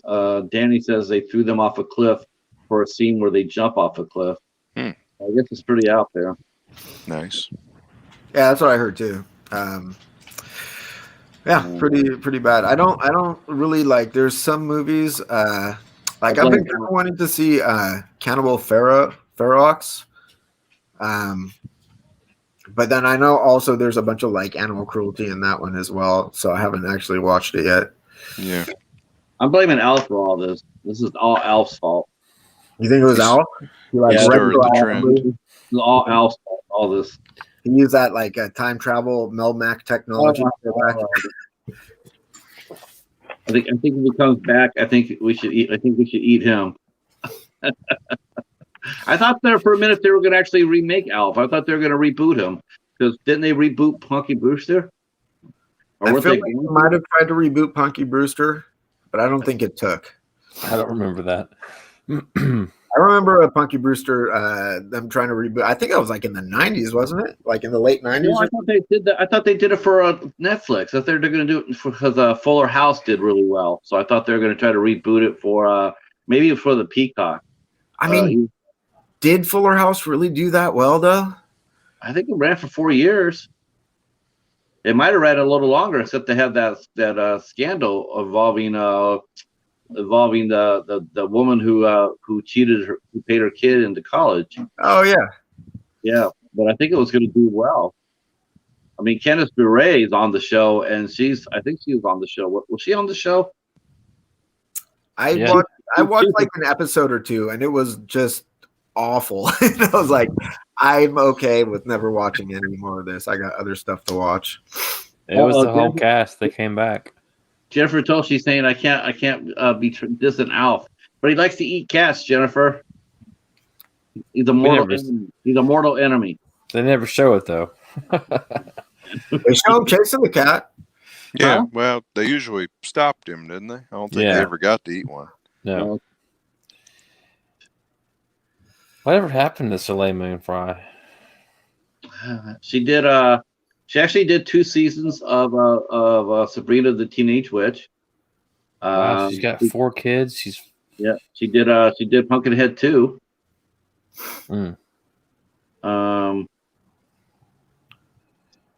well, she's super short. She's only 5'1". Yeah. What are we talking about? Punky Rooster, Oh, the actress. Yeah.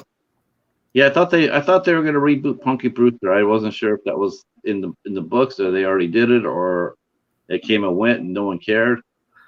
well, they did do One Day at a Time, right? Or Yeah. Yeah. Yeah, that did well. I don't know how well they're doing. Fuller House was awful, man. I could be wrong. I mean, Full House is probably pretty awful too if you go back and watch it. I don't know. I was like, at the time it was on, it was okay. Yeah. That's some saccharine shit. Right there. You watch Cut it that out, man. you watch that and your teeth fall out. Let's see. Ben says he watched a horror called Night of 1,000 Cats, and it shows a bunch of cruelty. Like one scene shows a dude grab a cat and throw him over. You know what? He just better hope.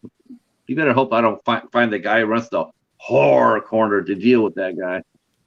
Well, now Sean is confirming that there is a new Punky Brewster on Peacock, Oh, okay. Yep. Okay. and Ben also concurs.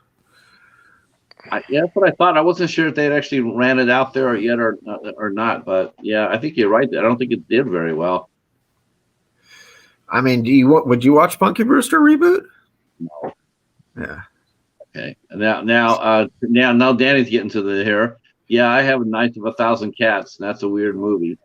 Okay, how do we get into cats getting beat up here? Because you were talking about Yeah, but I only said Alf. How evil Alf is. Yeah, Alf should have been ran over with a lawnmower, is what I said. We were almost off the topic, and then you brought us back. no, it's right back in, man. Yeah. Yeah, I don't know.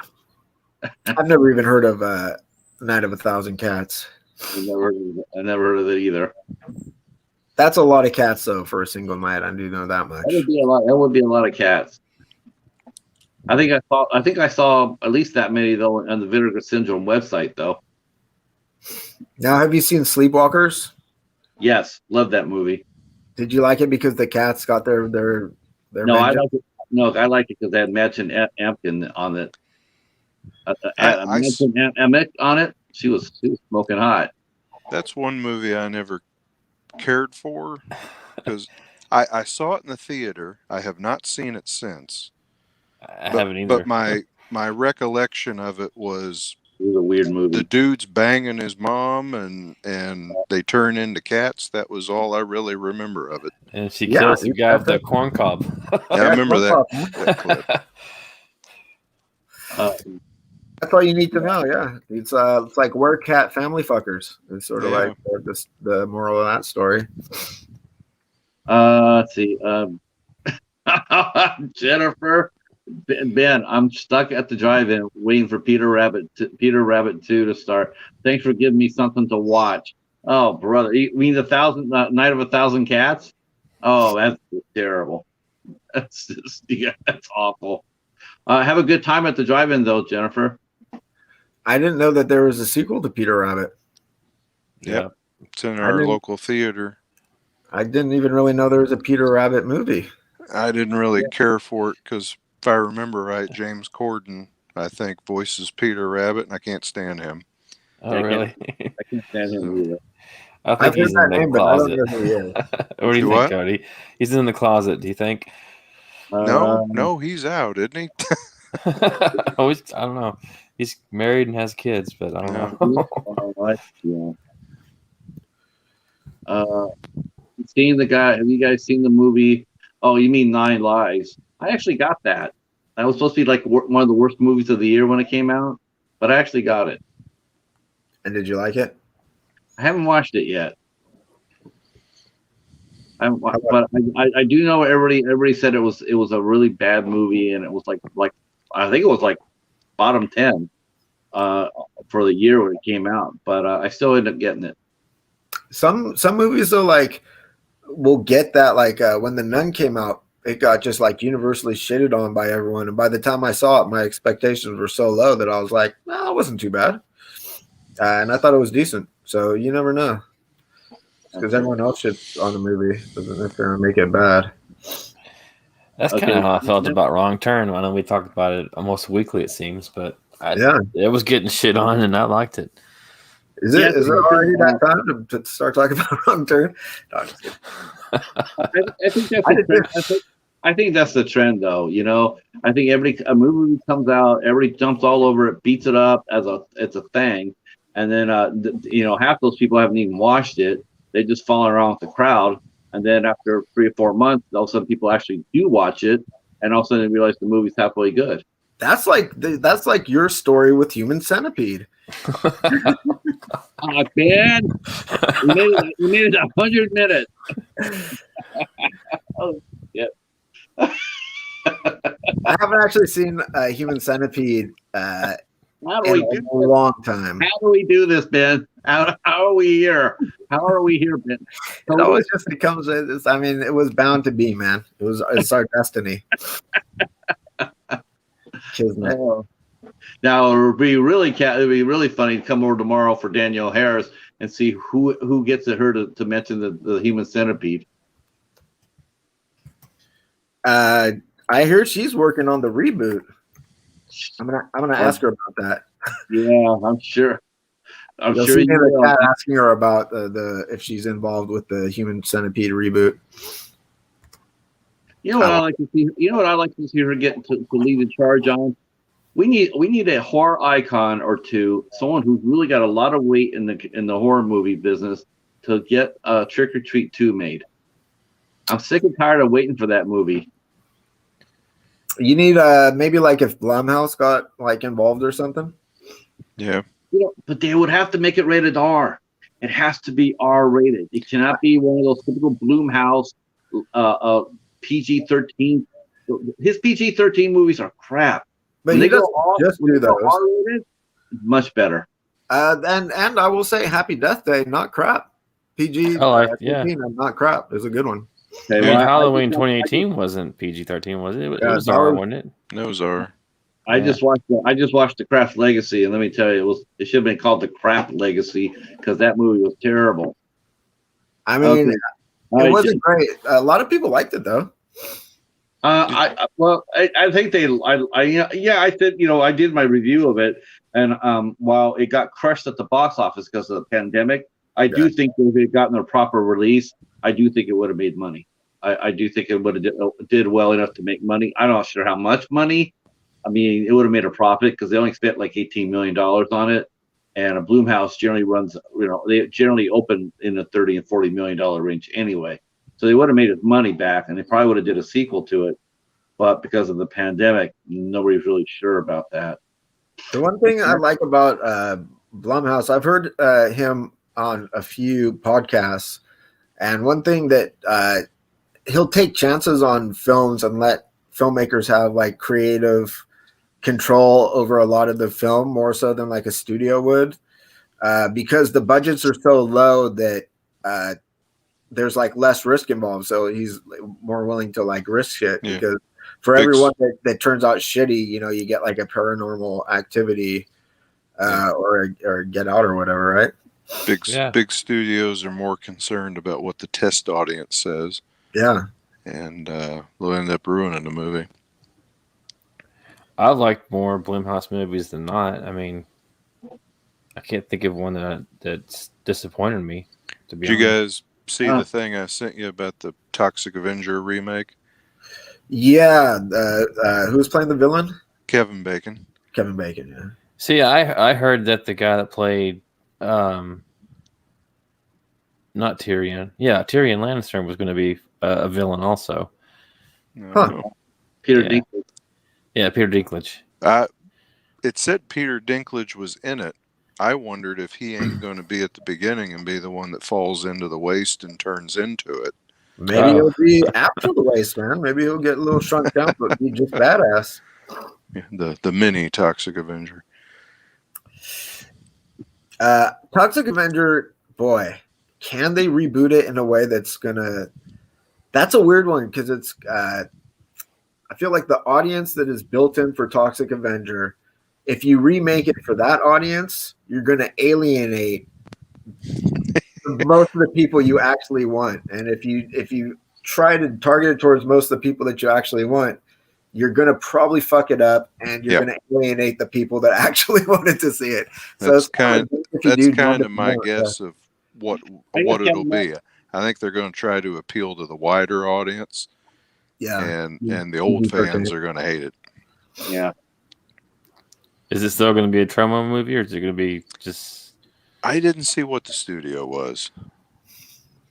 I don't know why anybody would. I don't know. I can't see anybody pounding the drum for our new Toxic Avenger movie. But again, it's like it's just like I said before with Land of the Dead. With a bigger name cast, you're going to get less and less gore. So you're not going to see a kid get run over like he did in the first movie. That's not going to be in the new movie. Probably not, though. I'm always surprised. You will see, Halloween 2018 had a kid getting fucking killed on camera. Yeah. Yeah.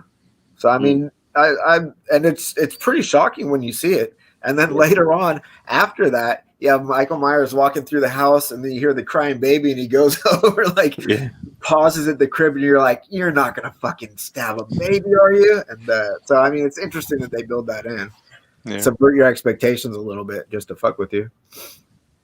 I just don't see any public outcry though for a movie like The Toxic Avenger. I mean, it's perfect definition of what a cult film is. It came out, it was funny. Every year a few new people find it. The next generation finds it. But is there enough there to warrant a movie out of it? I just don't really see it happening. But as long as someone can sniff a profit out of it, that's the main drive.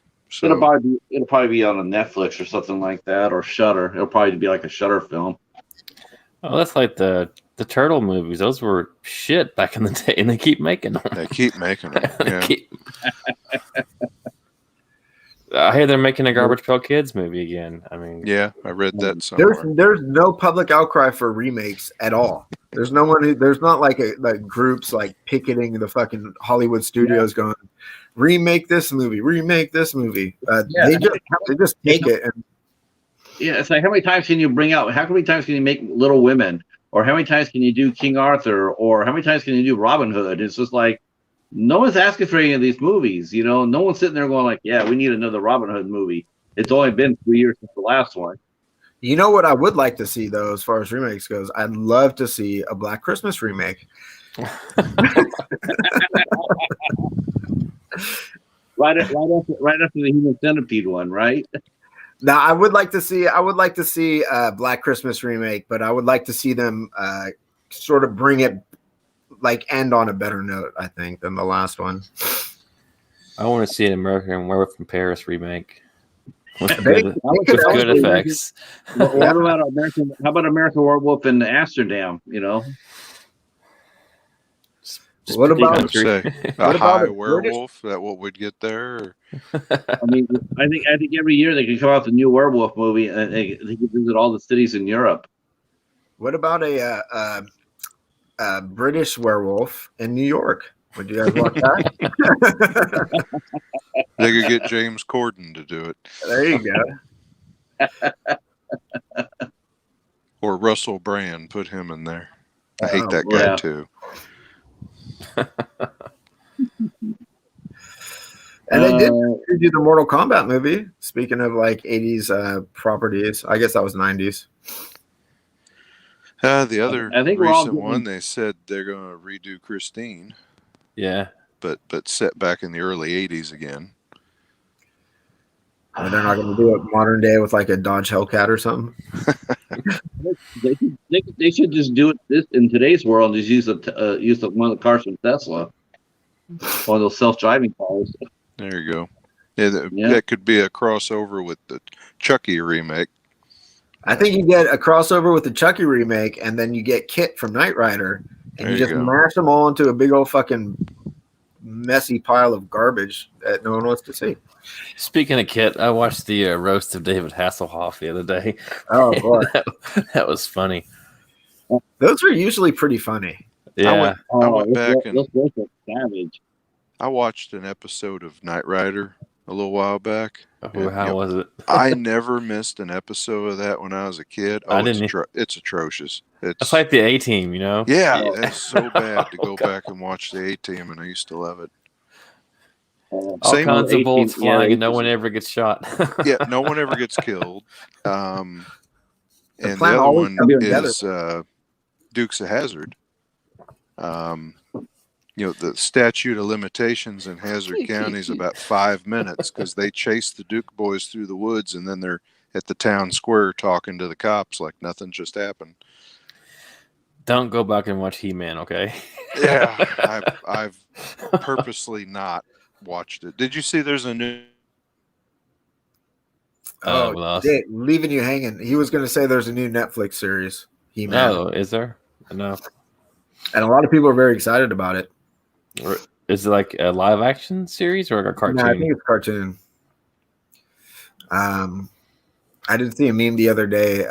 It was him and like leaning over Fisto, and I think it said like these are different times or something, and the caption was like oh, Fisto, my friend, and then Fisto's like, I fisted them as hard as I could, but I couldn't fist them all. It was pretty funny.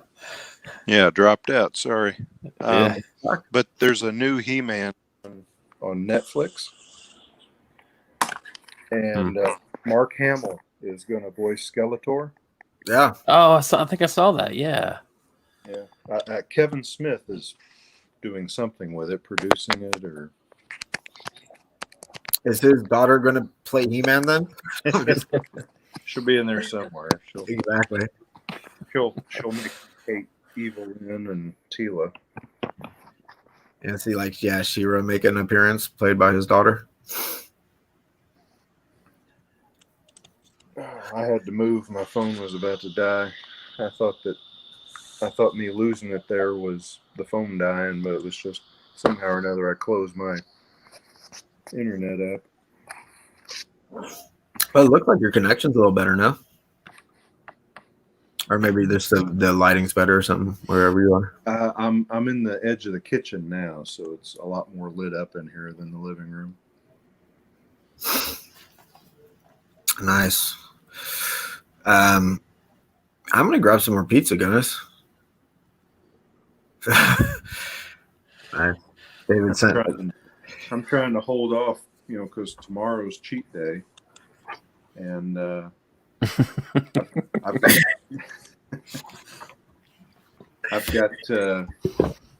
got donuts sitting here and stuff that I picked up today, but it's all for tomorrow. Well, I will be back in one moment. This was cool. We left out a Cracker Barrel, and I said I want a coffee on the way home, right? But Dunkin' Donuts, I love their coffee, but they close at 8, and it's like 7:55. We leave Cracker Barrel and zip a few blocks over, and I get there at 7:57. And I told the lady, I said, I'd like a large coffee, and she said, well, I'll have to brew it. It'll take a couple minutes. Is that okay? I said, that's fine. And we get up to the window, and she hands me out. She said, since I had to brew it, here's an extra large for the price of a large. And then she says, and if you want this as a box of donut holes, you could see them back there dumping donuts in the trash because they were closing down. Yeah. So here's a box of donut holes you can just have. Hell yeah. So Yeah. I ain't eating them until tomorrow because weigh-in is tomorrow morning for the weekend. Yeah. So. Well, I'm surprised she made you the coffee. I would expect her to say, "Oh, we've already closed down the coffee maker or whatever." I thought she might too, so I wondered. Just watch it. I just wondered if I got like a K-cup of coffee for $2 is what I got. I figured Dunkin' Donuts is one of those 24-hour type deals. I would have thought so too, but yeah, 8 o'clock they closed. Yeah. That's like Captain D's here. I mean, they close at 8 o'clock every time. I mean, there's been nights I'm like, I could go for some fish and 8:15. Like, damn it. Yeah. I watched your Long John Silver's mukbang. I was like, man, that sounds good. So I went and got me some Captain D's. Man, Long John Silver's, that's old school. Yeah, we Hush got puppies, one. man. Hush puppies. That's all I can think of whenever I think of that place. Got to have hush puppies. It's imperative. All right, I feel like we're kind of going up. Like, one guy's. I'm the tallest. yeah. I'm trying to get my coast to coast lights going now. They're starting to get a little darker outside. There you go. Now we're all the same height. All right. Brad's in the house. What's up, Brad? Yeah, I don't even know where I'm going tomorrow for cheat. I know we'll be local, whatever we do. So it's going to be Taco Bell or McDonald's or something again. No variety. But. So how was Abby's trip last weekend? Did she enjoy it? Yeah, she had a good time. Wait, what happened to Patrick? He was talking and he just dropped. Yeah. All right. I think Jennifer made him mad talking about dogs. Is that what it was? Just teasing Jennifer. Yeah, Abby, she had a good time last weekend. Did she leave the state or just No. no? It was about an hour and 15, 20 minutes away, but still within the state. And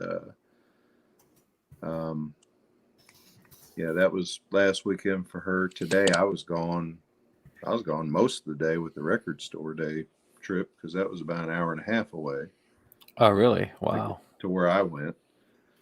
And yeah, I drove an hour and a half to go stand in line for an hour and a half to get one record. Yeah. And then driving home, I went through another town that added about 30 minutes to the trip, but I found you guys' albums. Appreciate that too. and actually, the two I was after was there. They had Vote for the Damned and Jim Croce. So yeah. if I'd have just went there, I'd have been fine. But I enjoyed hitting both stores today. So. Did you get the Village of the Dam? Yeah. Okay, good. Because that's one I put back. Right. Yeah. I only got the Jim Croce. I got in there, and so I stood in line with this one girl for the whole time, and we talked quite a bit. She was looking for, there was an Elton John album, and then some single that she was looking for.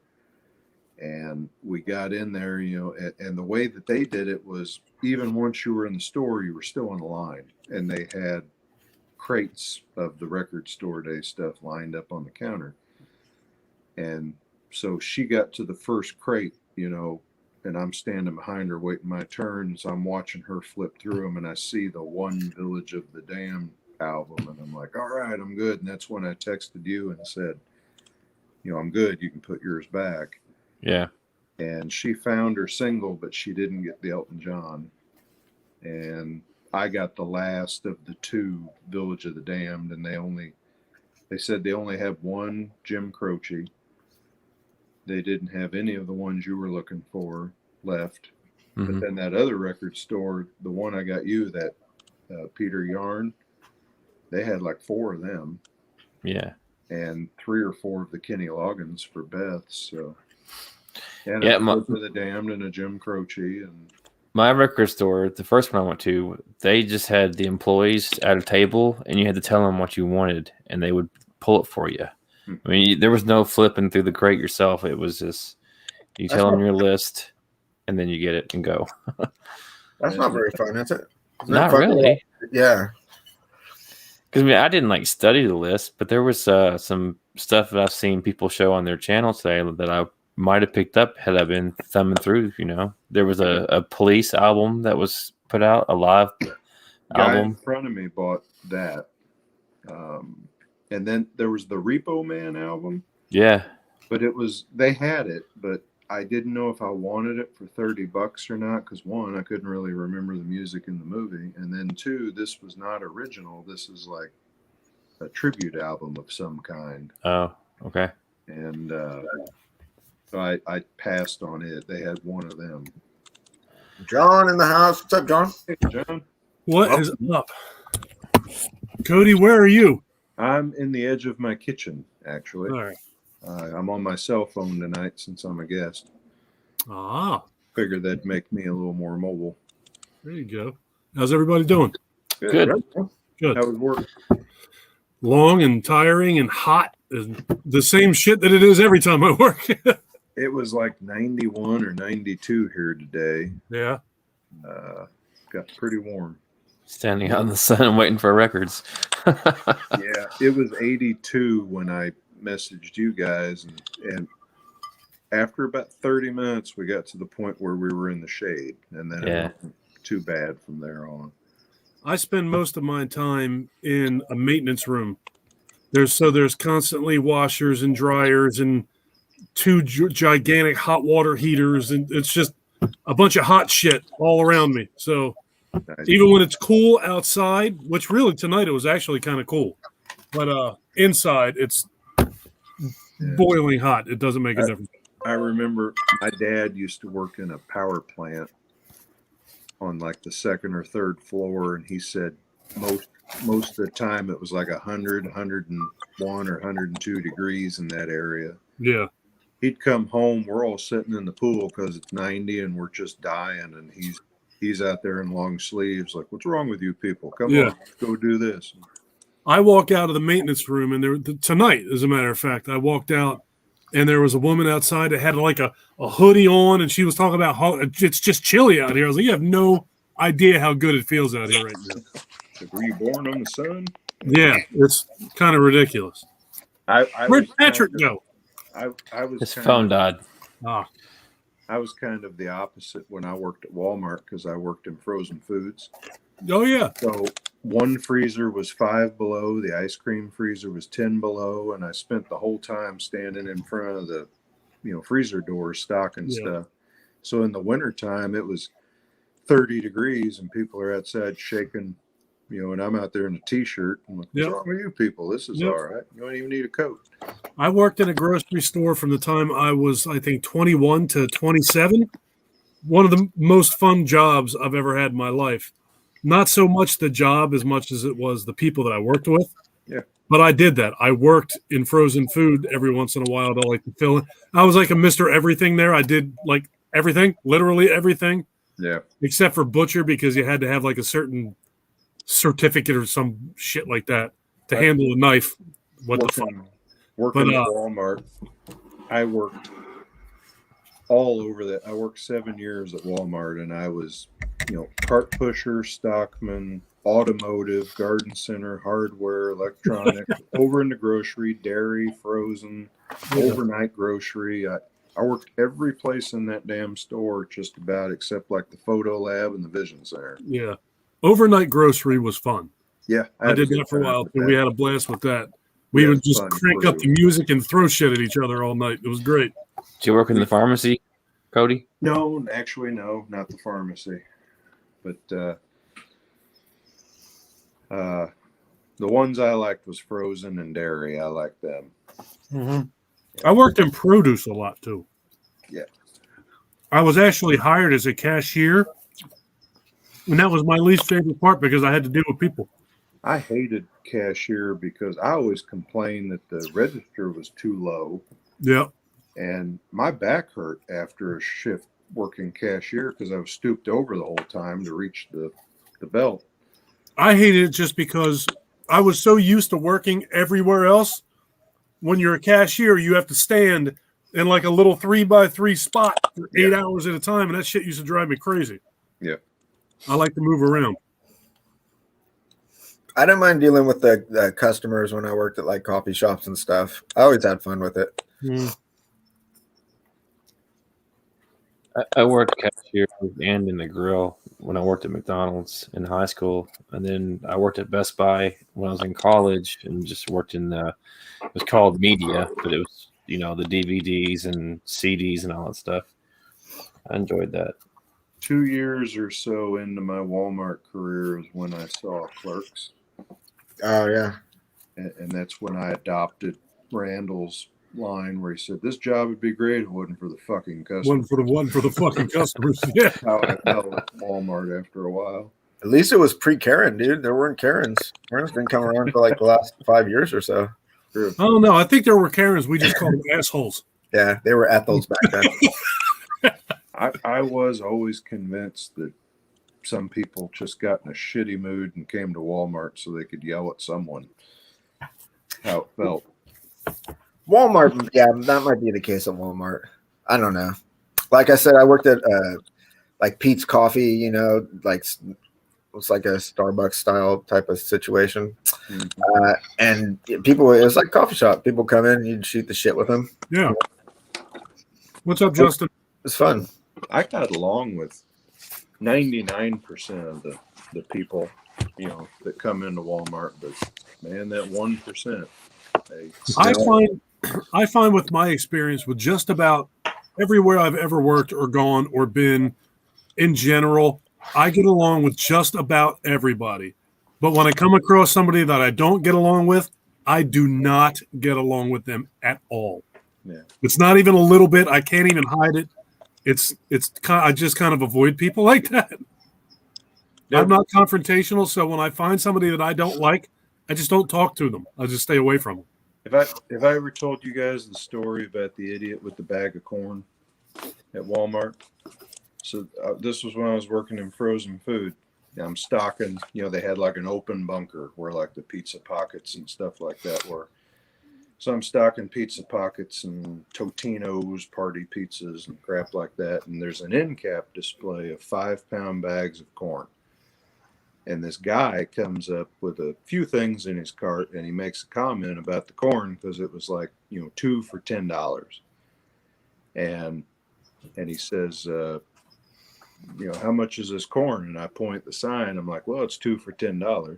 And he says, well, how much is it per bag? And I said, $5. And which is true. Walmart does not do discount things like that, where normally it's $6 a bag, but if you buy 2, it's 2 for $5. Their system doesn't work that way, but they put their signs up like that. And he says, well, that's not much of a deal. And I said, well, that's just the way they do it. And he starts bitching about it. And I'm like, I'm sorry, I don't put the signs out. And I said, Or in make the fact, rules. Or, we are told by Bentonville headquarters how to put these signs up. He starts just kind of going off, and I offer to get a manager for him, and I'm not shitting you. He picked his shopping cart up and dumped it in my frozen bunker, screaming, throwing a fit, and he marched towards the front of the store. And I knew what he was doing. He was going to go scream at a manager and probably get 3 bags for 10 or something. Because the managers didn't want to mess with these people, and they just give them what they want. yeah. And so I grabbed my buddy from produce and I said, do you see that shit? And he's like, yeah. And I said, give me a hand. And he said, what? I said, I want to put back everything he just dumped in the bunker because he's coming back. Yeah. So we run around the store and put up everything that he dumped in the bunker. And he come over with the manager, and I think she was going to give him, the 3 bags for 10 or some shit like that, something to appease him. And then he wanted to know where his stuff was. And I said, well, you dumped it. I didn't think you wanted it. We put it all back in about the shittiest tone that I could say it without saying it. And he went nuts, just screaming and throwing a fit. And he went marching off with the cart, and me and my friend and the manager were all kind of standing there looking at him, just making an ass out of himself. And he stopped at about the meat department, like halfway across the store, and was screaming, don't you fucking look at me, just across the Walmart. And the manager just turned to us, and she was like, you guys are too much, Like, well, fuck that guy. Yeah, you asshole. like that. I mean, you could have handled it differently. You could have been, a prick back to him. And yeah. But I felt like I zinged him. He had to go pick up all of his shit again, but hey, he got an extra bag of corn. So, now what are you going to do with 15 pounds of corn? I don't know if he was having a buffet or what. But They kind of Big plans for that corn, dude.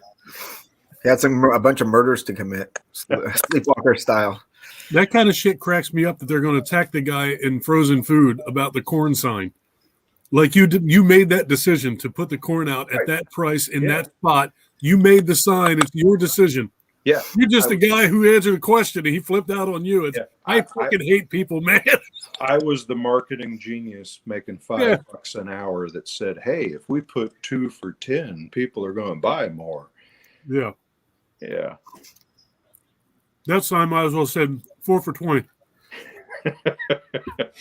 It's an even better deal. Yeah. Or cut out all the bullshit and just say corn, $5 a bag. Yep. Yeah, that's it. That's the way I'd have labeled it. $100 for 20 bags of corn. Make a nice trailer for it. Put that on before some movies. 3D fucking imaging. When he said 2 for 10 wasn't much of a deal, I should have said, well, I'll make you a real deal and give you 4 for 20. Yeah. There's a motherfucker, it's no deal. It's not a good deal. There's no deal. So how's everybody been the last couple of weeks? I haven't really had a chance to talk to anybody. Pretty decent. Busy, man. Work's kicking my ass a little. My schedule continues to be more fucked up than ever. Yeah. But it's going okay. Yeah, I was telling Ben that since the Memorial Day holiday, it's just been crazy at work, it seems. Yeah. Meeting after meeting after meeting. What exactly do you do? You're in software or something, aren't you? Yeah, no, IT. Okay. Janae with her broken foot. Yeah. It seems like every 10 minutes she's got an appointment somewhere. So how's she doing? She's miserable. Yeah. I feel terrible for her because she's not one to just sit still, and she's not one to ask people to really do anything for her. Right. So you guys said in the mukbang, she goes back in 3 weeks, and if it looks good, she's got to wear it for 2 more. If the boot. Close. If she goes back in 2 weeks, and if it looks good, she's got to wear it for 3 more. Okay. And then, as long as everything's good, at that point she can put a walking boot on. But she's still not going to be able to drive. Right. So How many weeks do they think the walking boot is on? They said that they don't think that she's going to be able to do pretty much anything for 8 to 10 weeks. Ew. Yeah. The bone didn't break like a clean break.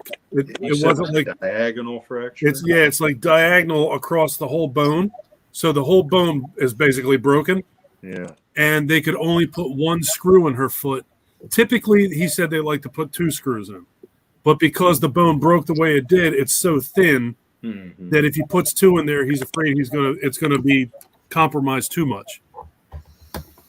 So he basically has 1 screw through the medius part of both bones, and it's wrapped in some sort of, I don't know if he said it's not Teflon, carbon fiber wire, maybe something like that. Mm-hmm. He said everything looks great, but what the hell do I know? Yeah. I hope she does okay. I think she's going to be fine. It's just she, like I said, she's not one to sit around and depend on people, and right now she can't do anything. And it's harder emotionally on her, I think, than anything. It sucks, but it is what it is. All I can do is take care of her. So, and I'm approaching Michael being done school for the summer, which I can't express how excited I'm going to be to not have to get up at 6:30 every morning. Yeah. That's going to be great because I don't get home until like now when I got on here. And then I don't fall asleep anymore until like 12:30 or 1 o'clock. And then getting up every day at 6:30 fucking sucks. So I'm very much looking forward to next Thursday. He'll be graduating from 8th grade and be done for a couple months. Nice. Yeah, I'm looking forward to a little more sleep. I'll be right back. All right. David, do you still have that Frankenstein sitting there? Yeah.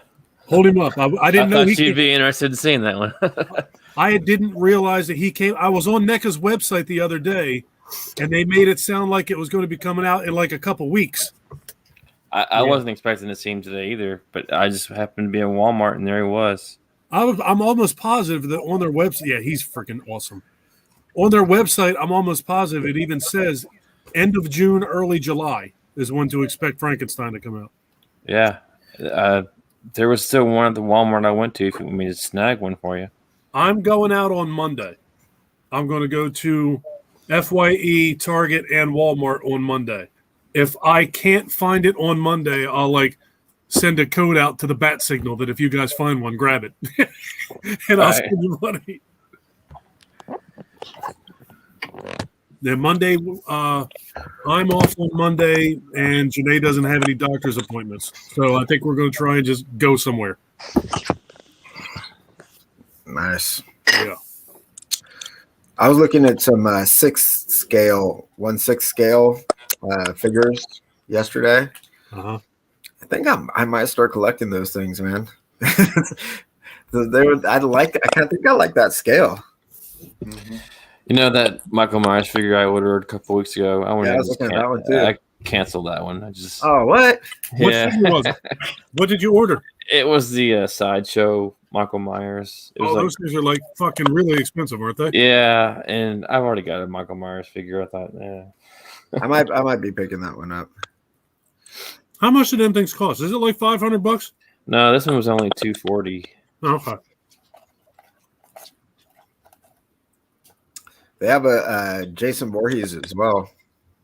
Yeah. But it's part 3. But the thing that's kind of dumb about it, his mask doesn't come off. Yeah. It does if you pull hard enough. But and his face is sculpted underneath. Where'd you find that?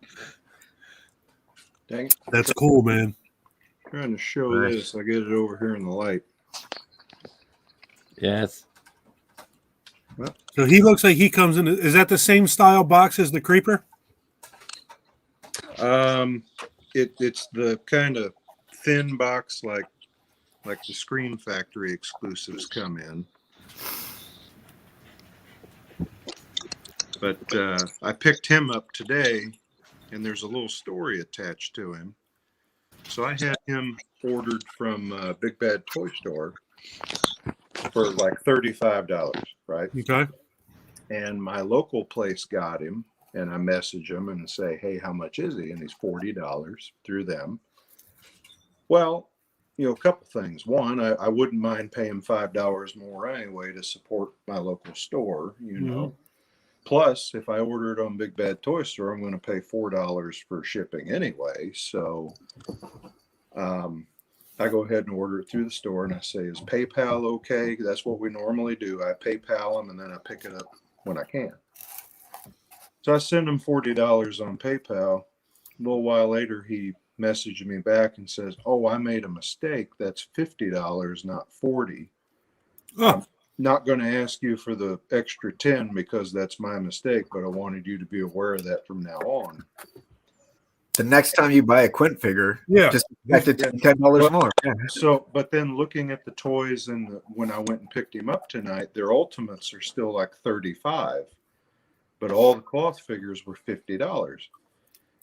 Whereas you can get them online or elsewhere for, $35 or $40. Now, I like my local toy store, but I'm not going to pay a 50% premium to help keep them open. I think that's just a little bit much. That's a little bit much. So yeah, for future reference, I may not be buying very many toys from there. We'll see. Now, I was on Big Bad Toy Store, and I saw that they were selling pre-orders for the Captain Blake the Fog figure. They're doing like another round of those, I guess. What The are they doing? Tuning Terror. They're doing the Tuning Terror. Yeah, Captain it's the Blake. cloth figure with the light up. Oh, is it? Wow. Huh. Yeah, they may be doing another run of him. They do reissues every now and then it's usually on their website, on their calendar. Yeah, sure enough, there he is. No shit. $35. That's cool because that was one of the ones I wanted to pick up and never did pick up. So maybe I'll pick them up this time around. I picked them up on the boardwalk last year. I actually made a special trip to Wildwood last year because I knew that one of the stores on the boardwalk had him, and I never saw him anywhere else. So I've got the Kessler Werewolf on pre-order. Yeah, I do too. I've got Me the too. Nightmare Demon on pre-order. Didn't know that one. I've 4 of got them. Jason 7 on pre-order. I had that one on pre-order. And I think that's it for NECAs I have on pre-order through Big Bad Toy Store. And I'll just keep my eye out for McCready. Yeah. Who's you said that's a Target exclusive? Right now it is. I think he's going to get a wider release in about a month or so. So I'm going to go to a Target on Monday for sure. Good luck. Yeah, I don't expect to find it. If you see more than one, let me know. Of course. Bat If I see signal. more than one, I'll send you a message that you got him. Because I look on Target's website, the link that Dave sent, I can see check targets within 50 miles. There's 4 targets within 50 miles. None of them have him. So Is that because there's like 3 people that bought 70 of them and they're selling them on eBay for like $100,000? I wouldn't doubt it. Busted. Damn it. It was weird because I sent you that link right after I placed it myself, and then you messed me back within 10 minutes saying that it wasn't showing available. I was like, what? Yeah. So I tried to order another one, and it was sold out on mine. I couldn't get a second one for myself. And that's just from Target.com. Yeah. No shit. The link's in the chat somewhere, John, if you want to try it. Maybe there's a store I might. near you. I might give it a shot. It's on the chat back from Monday or Tuesday whenever Dave sent it. Just scroll up a little bit. Yeah, I remember when he sent it out. Are any of you guys going to pick up that Quint and Jaws Toonie Terror? It looked cool. He looks cool. I'm not going to. Toonie Terrors are kind of like Funko Pops for me. It's just a can. I can't open. Don't open it. Can't open it. Yeah, I've partially opened mine. I haven't ripped it off all the way yet. My can is Hold that broken in cap half. back down, right? But the little cap just was like that. Yeah. I've got the non-bloody Ash and Michael Myers, and that's it so far. But I've got the 4 of Blake, Reanimator, Elvira, and what was the 4th one? Beetlejuice? Or no. Quint. No. No. Herbert West? The Fog. The Fog. Blake. Blake. Did I say I- Blake, said Reanimator, Elvira, and who was the fourth? Warren, Harry. Harry Oh Warden. yeah. Harry Yeah. Warden. Harry Warden, yeah. I've got a 4-pack of them ordered off Big Bad Toy Store, and it was 55 or 60 buying them in the bundle. This series, this wave of that Toonie Terrors is really nice. They look Yeah. good. I will say that is the case, man. Collecting's hard, man. 'Cause It start is, down one path and it's like, ow, you just got to do like all of them, right? man. I'm telling you, I'm seeing these Predator figures all over the place now, and I'm like, man, I don't know how to do it. Do I really want to start collecting these? And then Cody said there's like 100 figures. I was like, there's no fucking way there's 100 figures. Yeah. And then I came home and looked at NECA's website. I was like, fuck, man, there's 100 figures. Yeah, man. I am not doing that. I'm not doing it. They put out a figure within the last 6 months or so, I think, of the suit that Van Damme wore when he did Predator, like for a little while, like a prototype suit before they, because he was the original Predator, I guess, I had no idea. before they got Kevin Peter Hall or whatever his name was. Are you talking about John Claude Van Damme? Yep. No shit. I had no idea. Yep, he was. There's some photos and stuff of him out wearing this red outfit. Predator doing splits and shit. Probably, I think he was going Between two trucks. he was going to be a little bit more nimble, probably. But it had a lot different looking head, Yeah. and they put out a figure of that kind of prototype Predator, and that was celebrating their 100th Predator figure. Oh my God. And that was last year sometime. They How many Yeah. fucking movies are there? 5, 6 movies, something like that? And there's 100 figures. Well, there's also like all sorts of graphic novels and shit, right? Yeah, Video there's games, all comics sorts of stuff, yeah. Yeah, Dark Horse does those, I think, like graphic novels. Yeah, How many alien figures are there? I mean, there's not 100, but there's a lot of those too, right? quite a few. Not near 100, but there's a lot. And I've seen like 3 or 4 different alien figures. Big Chap, and then there's like a brown one that looks just like Big Chap. Yeah, And, then there's like and a silver blue one one. just like Big Chap. Yeah, So I bought Big Chap and didn't bother with the other two. same here. But Is they there a also, difference? I mean, call me ignorant, but I really don't even know what the difference is. Mark would be able to answer that question. Big Chap, you got Big Chap, you got Brown Chap, you got Blue Chap. and then You got Charlie Chap. Exactly. Charlie then they Chap. got like the dog alien and the rhino alien. Yeah. Those are all out there too. Yeah. I saw the rhino, and there was a blue Brown variant. Chap. The Yeah, newborn. there was a blue variant of the rhino one that I saw at Target. Oh, that's the Is- best name, Brown Chap. Is- He's quite the brown chap, isn't he? That sounds like a very a very posh sort of insult coming from a British dude. Brown Chap. Yeah.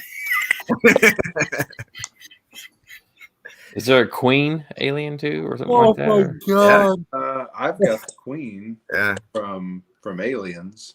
And Is she the same as Big Chap though? I mean, no, Just a different No, Big color. Chap is like the original alien. she's Okay. different. And she's different, and she's a lot bigger. Is she the one that comes with Ripley? Does she come with Ripley? No, Okay. no, not Ripley at all. separate. But She's they the bigger did chap. they did 2 of the Queen aliens. They did one like Aliens, and then they did an Alien Resurrection one, which I think is basically the same figure painted red. Yeah. And those are both like $120 figures because they're so big. And they have the newborn from Resurrection too, don't they? I wouldn't doubt it. I already know that I'm going to run into a problem with that damn Frankenstein Dave showed because I want the black and white one. Oh, I yeah. didn't know that they were releasing one in color. I I thought didn't- they were all going to be black and white. I did I not. was surprised. I had no idea that they were going to be in color at all. So now I know exactly what's going to happen. I want that Frankenstein so bad that I'll find the one that's color, and I'll say I'm not buying this, and I'm going to buy it. Oh yeah. And then 4 days later, I'm going to find the black and white one. And I think right now, don't they, the King Kong that you got, There's a colorized and a black and white version of him, right? I don't know if there's a black and white one. If there's a think black there and is. white one, I would have bought that. Yeah, I'm pretty sure there's a black and white one of him too. Of course there is. Side- There's 100 King Kongs. You got black and white King Kong. You got brown King Kong, blue King Kong, 8-bit King Kong. He's green. Kinger Kong. Uh-huh. Oh, Yeah, King of Kong. Anybody ever see King of Kong? yeah, that's a great documentary. Yeah, it's great. I love that one. It's really good. That was a fun one. Nostalgic, man. There's so many. I have to assume you guys have Prime, right? Yeah. There's all kinds of video game documentaries on Prime, and every time I see a new one on there, I watch it. I'm not even that much into video games, to be honest with you, anymore at all. But anytime I see a video game documentary, I got to watch that shit. Like the I saw it. history of Atari and ColecoVision and all that stuff. It's so much fun. I saw a good video game documentary on HBO Max Really? called Mortal Kombat. Yeah, came out recently. I would probably love it. I have to assume that it is. Is it safe to say that it's all about the history of Mortal Kombat? No, it's about this this sort of earthly realm, and they're doing battle with this off-world realm, and the guy's like really a dickhead to them, and he goes down to Earth, and he keeps trying to find ways of fucking them up, and then you got Kano. No, it was not a documentary; it was the movie. I was kidding. Okay. Based on true story, though. I was totally listening to you. I didn't blow you off at all. I was like, he knows the shit. He knows what he's talking about. Did you guys watch the new Mortal Kombat? I haven't yet. I remember watching the Mortal Kombat from back in the day, like way back. Yeah.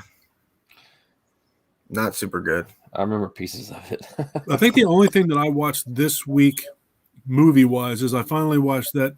And yeah, I say movie-wise, and it's not a fucking movie. I watched that documentary from William Friedkin about the making of The Exorcist.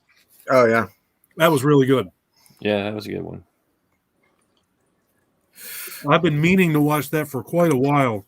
And the other night, I turned on Shudder, and for some reason, that was the very first thing that popped up. And I was like, oh, shit, I totally keep forgetting to watch this thing. So I put it on, and Janae and I watched it. Yeah, didn't Ellen Burstyn like break her back in that one scene because the stuntman, like not stuntman, but the stunt coordinator pulled her so hard? You know, when Reagan pushes her down.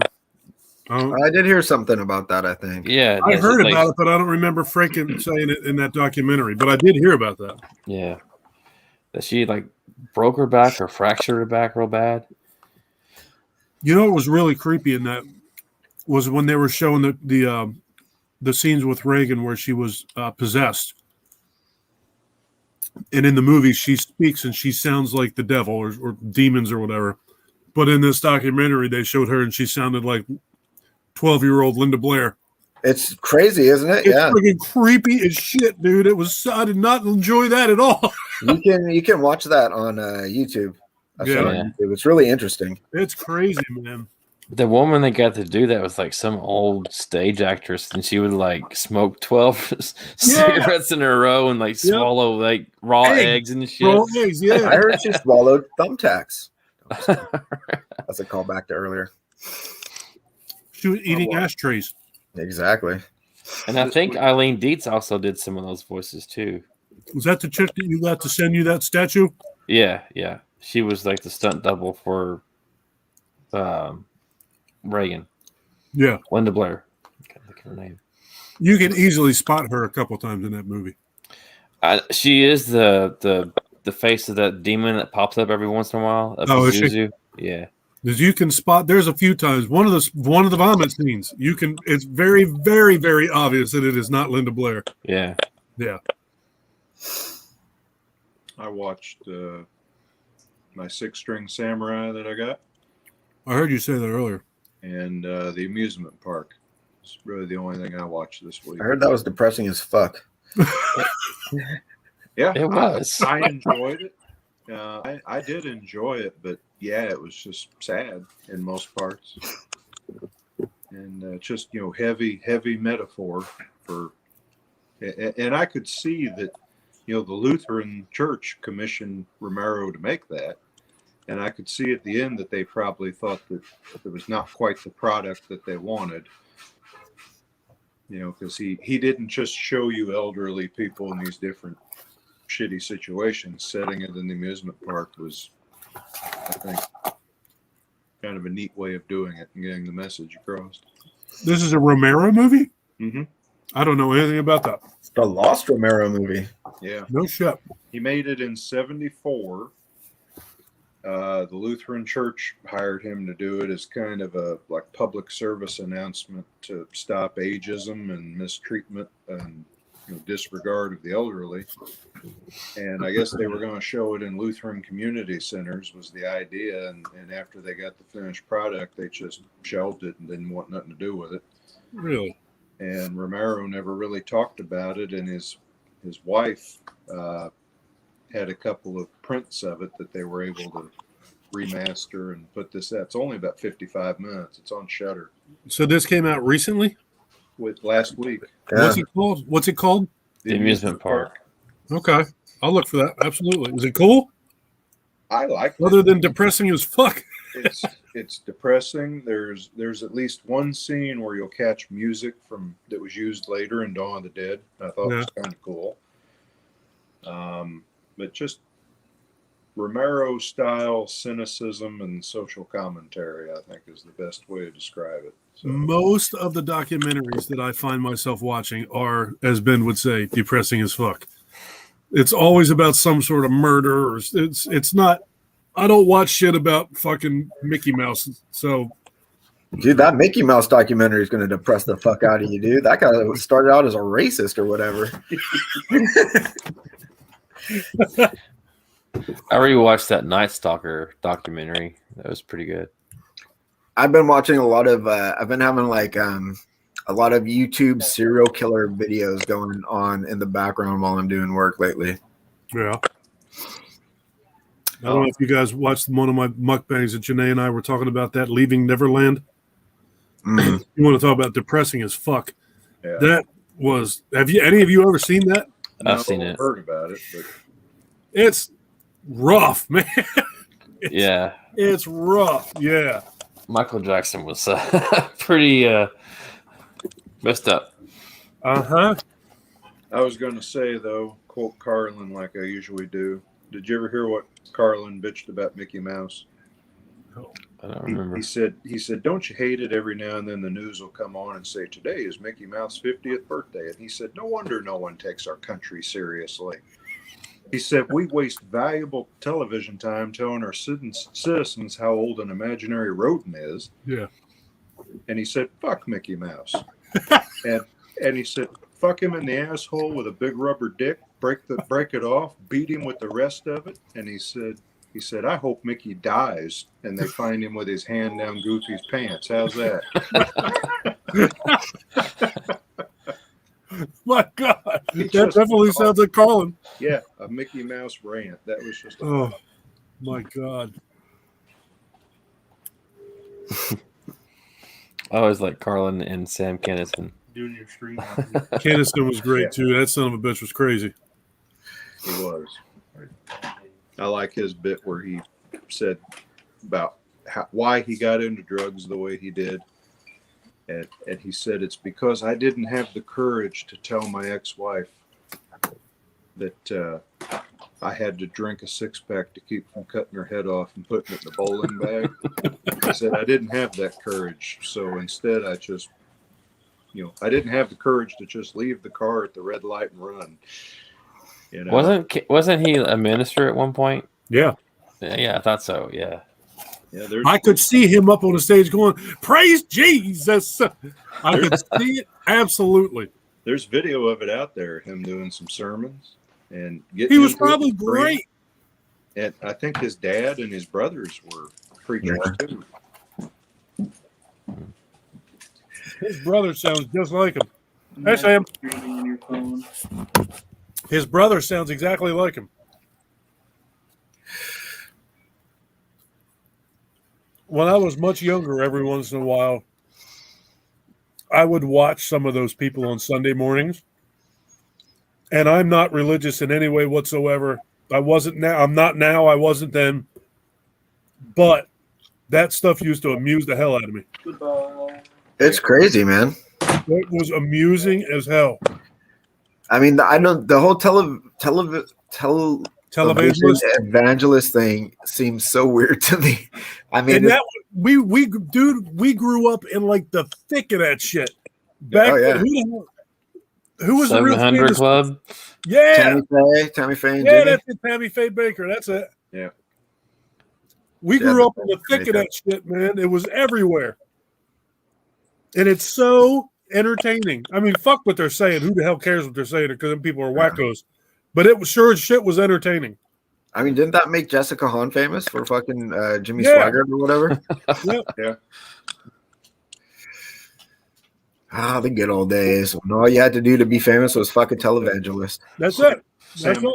Sam Kinison talked about her, and she was in his Wild Thing video when he did Wild Thing.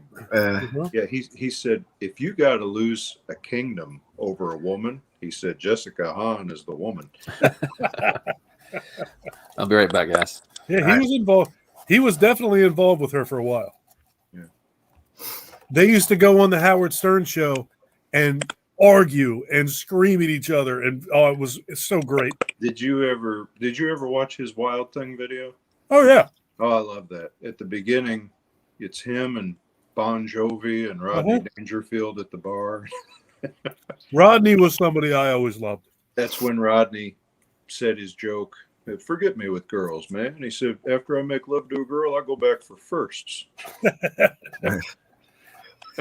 He was always one of my favorites. I've always loved Rodney Dangerfield. Love Rodney. My favorite joke of Rodney's is, talking about his doctor, Dr. Vinny Boombots. And Eddie said, he's a horrible doctor. He said, I told him I wanted to quit aging. He gave me a gun. He was just so effortlessly funny. Just a funny, quick-witted guy, man. I loved him. Back to School is one of those movies that I couldn't even begin to even guess how many times I've seen it. And if it were to come on right now, I would watch it from beginning to end. I know I don't get tired of watching that movie. That's a good one. I like when he has to do the report on Kurt Vonnegut, so he just has him come over. Has him come over, yeah. And then he fails because then he's on the phone yelling at Kurt Vonnegut. That was funny. It's good stuff, man.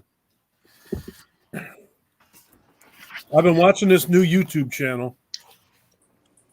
I know, Ben, you watch all kinds of shit on there. Have you ever seen the two British guys named Cinema Rules? I don't think so. They're pretty good. They watch movies and react to movies, but they edit it in a way that they don't get copyright strikes. So they blur things and they put themselves in front of them, but it's basically them two guys sitting side by side on a couch watching an entire movie, but the YouTube videos are edited down so they're like 20 minutes long. They basically hit on the major plot points of movies, and they basically you see them react to the plot to the major parts of movies, and at the end they rate the movies. They're pretty damn entertaining. That's kind of like Trivial Theater sort of does that. Sort of like an MSTK 3000 type of situation. Yeah, that stuff's good, man. Yeah, it is fun. I've been watching them lately. I've been watching some other dude rate pizzas. I watch some different shit, man. I love I it. said we got Ben doing that every Saturday night. Yeah, man. 8 out of 10 tonight, guys. What'd you get tonight? It's pepperoni, sausage, and mushroom. New York style thin crust. That's Good stuff, pepperoni, man. sausage, and mushrooms. My favorite pizza. It's greasy as fuck too. Just like slid right down. Don't even have to chew it. The kind of pizza you can eat with no teeth. Yeah, it was pretty good. And Quilted did enjoy licking the plate afterwards. Oh God. I'd be afraid to give my dog that much grease. She's used to it, Yeah. with all the French fries and whatnot. Yeah. She's not afraid. I just put the Descent 2 on. Oh, nice. I haven't watched this in a while. I haven't watched the sequel in a long time. I've never watched the sequel. That's why I have on the Descent 2. Yeah, Me too. two of them.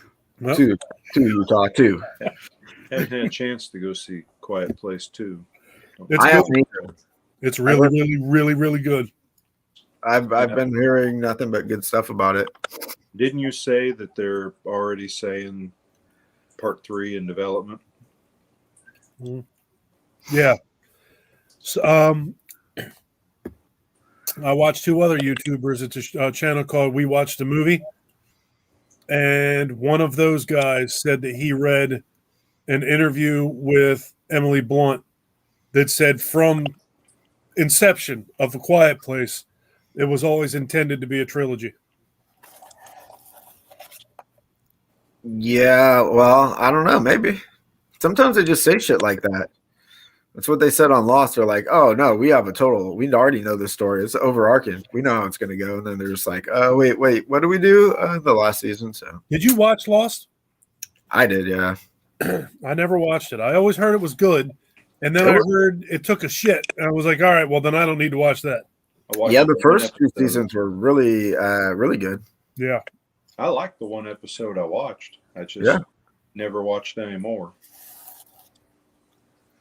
It was good, and it had Benjamin Linus. I can't remember the actor's name, but he was in the first Saw movie. Who was he in the first Saw movie? He was the original guy that you thought was Jigsaw. Oh, yeah. The dude that worked at the hospital. Yeah, Okay. He looks like Paul Rubens. He looks like what Paul Rubens should look like when he gets older. yeah. Okay. Except Paul Rubens is already older. I bet Paul Rubens is older than that dude. That's true. He probably is. That's probably what he should have looked like instead. He Yeah, was like, yeah. I saw him not too long ago doing the Pee Wee thing again. Nice. Really? Seems like within the last year or so, going around on some interviews. I'd love to play Pee Wee's Playhouse. Oh yeah, man. He's so off the wall, out of his mind. I loved it. Pee Wee's Big Adventure was the shit, man. I want that on DVD. I don't have it. That was the first movie on VHS that we copied. When Yeah. we used to copy VHS back in the 80s. I haven't seen it in years. Pee Wee was the test run with the 2 VCRs. It was great, man. That's a movie I haven't seen in a long time, but it's been coming up a lot lately for some reason. It's been, I bet you it's been fun one. 25 years since I've seen that. Yeah. I never knew for the longest time that it was, Tim Burton made it. Yeah. Just never thought about it. No, Was it that one or Big Top Pee Wee that had not Antonello but Benicio del Toro? I was like Big Top. Must have that's been got to be Big Top. Okay. Big We Adventure. did watch E.T. last weekend. Oh man, I hadn't seen that movie since the '80s until I love picked it up. Like I don't know, it was maybe like last year or something. Yeah, It was Andrew Ballina. That's like one of his favorites, and I love that movie. I What is it? just hadn't seen it in so many years. You say? What is it? What E.T.? movie? Oh, E.T. Yeah. Terrestrial? Yeah, Eddie Torres, yeah. Eddie Torres, man. the extra test. Entertainment Tonight. Yeah. the film adaptation of that TV show, Entertainment Tonight, is what we're talking about. Oh, that would be great. It came up on my YouTube suggested videos the other day, just the opening credits lowrider sequence from Up in Smoke. Oh yeah, I went ahead and watched it anyway, just to I will. watch Cheech get down in that car and do the periscope. I rewatched Color Out of Space, and that scene with Cheech was pretty good. Or sorry, Oh, was, No. sorry, Tommy Chong. Chong. Yeah, Yeah. Chong. I still haven't got that. I love at the end his voice on the tape. Yeah. That's creepy. Yeah. He was featured on that 70s show. He was the guy that ran the camera shop. It was funny. Yeah. They did one bit on there I loved. Him and Hyde got pulled over, and Chong had a paper bag, and the cop comes up to the window, and Chong leans over to Hyde and says, "Man, I hope he doesn't check in the bag, man." and the cop says, "I'm standing right here, you know." And he snatched the bag away from him, and he looked in it, and he said, "Are you guys messing with me? Is this a joke?" And he says, "Look, I pulled you over because your taillight's out. Get fixed." And he walked off, and Chong goes, "I can't believe you didn't bust us, man." And he looks in the paper bag, and he goes, "Dog food? I got to check on my dog, man." I didn't actually. Gone. What movie was it that the Doberman ate the weed? Oh, that was Up in Smoke. I thought it was. Yeah, Sergeant Stadenko's drug dog ate it, and he's out there with his legs up. Yeah. They were smoking it, and somebody was like, "What is this, man?" He goes, "It's Doberman, man." Oh, yeah, that was when he said the dog ate it. Yeah. He says, "I had to follow the little fucker around for 3 days with a baggie." It's Doberman, man. I didn't even recognize him in Color Out of Space. I didn't know that was Chong until like afterwards. I was like, "Oh shit, that was Chong." I remember too when he popped up in that. The movie was so stupid, but that Senior Trip, that National Lampoon's movie, he was the bus driver, Mm. and that he introduces himself as Red, and the kids go, "Why do they call you Red?" He goes, "Because take these little red pills, man." That's I love Chong. The Cheech and Chong movies were great, man. Good stuff. There was Up in Smoke, Still Smoking. Things Are Tough All Over. Nice Dreams. Nice Dreams. Yeah, that's right. The Corsican Brothers, Yep. even though it wasn't drug themed, but Yeah. Corsican Brothers was a lot of fun. They were just great, man. I thought them guys were hilarious. Was Cheech in Bad Boys? I don't remember. Okay. You remember I Cheech don't for know. a while there was on Nash Bridges with Yeah. Don Johnson, Don Johnson. and there was an episode or two where Tommy Chong was on there too, Oh, yeah. and Stone Cold Steve Austin was on there, too. playing a totally different character, but there was a couple of references to Cheech and Chong in the episode, so having fun with it. And they actually got together and did like a tour a few years ago. Yep. Yes, they did. And it was really just rehashing old stuff. I don't think there was anything new, but I don't know. still funny to watch them. Them guys were just great, man. I have to assume that those two guys were so famous for being high that if they're cast in anything, no matter what it is, that it's got to be very tempting for the writer and or director to somehow harken back to Cheech and Chong. So How do they not do that? Cheech was in so many things, playing somebody like Dust Till Dawn or Desperado Mhm.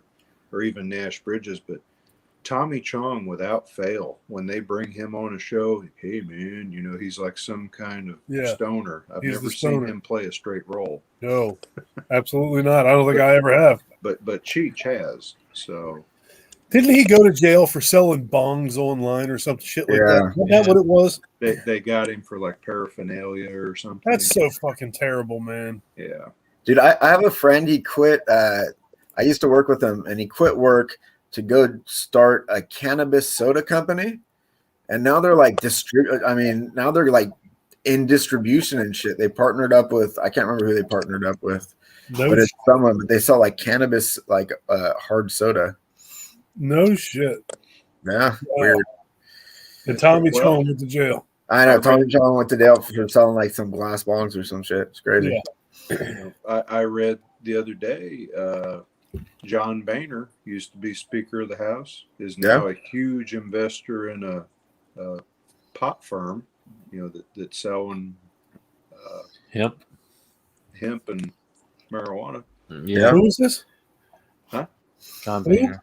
John Boehner used to be Oh, Speaker shit. of the House. Yeah. I imagine he like passed like numerous legislations against like drugs and pot because they were evil, Yeah, evil well, work of conservative, the devil. conservative leader, Speaker of the House. Oh yeah. Yeah.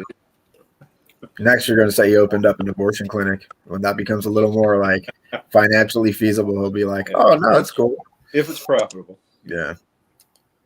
David, who are you saying their sub count jumped to 14,000 in a week? That Cinema Rules channel. And Oh, I love that channel. it was like overnight. They like just jumped so fast. Them guys are great. Do you They watch are. them? Yeah, I do. They're so much fun. I really enjoyed when they were doing like the horror movies. They like watch The Exorcist and The Omen and all those old classic movies. It's so good. I watched them do The Shape of Water today. And after I watched them do it, I almost watched The Shape of Water. I haven't watched What's that that? one yet. I haven't It's seen good. that one yet. It's good. I've seen a couple channels like go from like I subscribe at like less than 1,000 subscribers and then just like see them fucking become monster channels. You know what I mean? Yeah. It's pretty crazy. Wasn't mine. It was not mine It either. wasn't mine either. Definitely was not mine. Nope. I got to figure out what the juju is. I've been bouncing for like a couple weeks now. 806, 807, 808, back to 806, 807, 806. You know. Mine was I've been- just dry, so I put out a cover song that knocked it right back down. So good. I haven't done one in a while, but I'm hovering around 270 and 276 right now. I don't remember what I'm at, but I do know that I lost 2 subscribers. I haven't made a whole lot lately. I did those 2 video collection videos the other day, and I've got 2 more in the can ready to go. Need to make another one, but like for the last 3 weeks, I think all I've done is like a mukbang or a haul video. Other than I made that Predator video. I made that quick video of the Christine car, and I'm getting all kinds of responses to it, and like people that I've never even heard from before, and just leaving me comments. I'm just like, that took me all of 2 minutes to shoot that. Yeah. There's no telling, dude. I have like one of my highest watched videos on my horror channel is like The Hills Run Red or some shit. I don't remember which. It was like some like random horror review I did.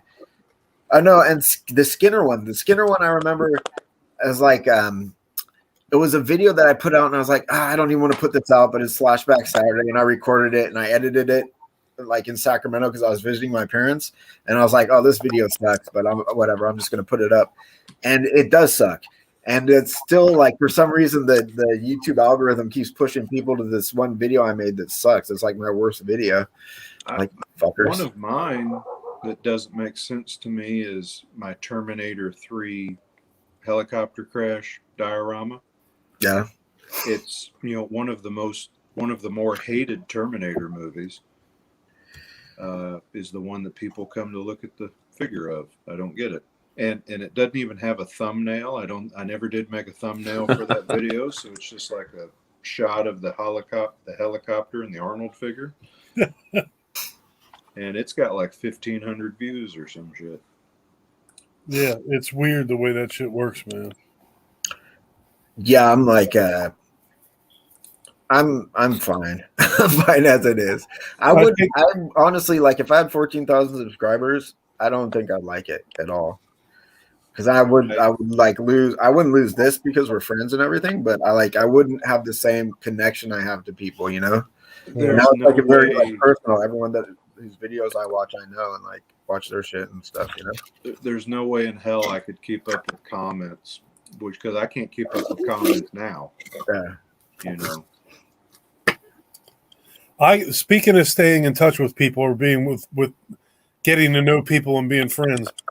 Where the hell has Derek been? Old School Shinobi. Oh yeah. Oh yeah. Haven't seen. He popped up in a live stream last week with the Night Watch, I think.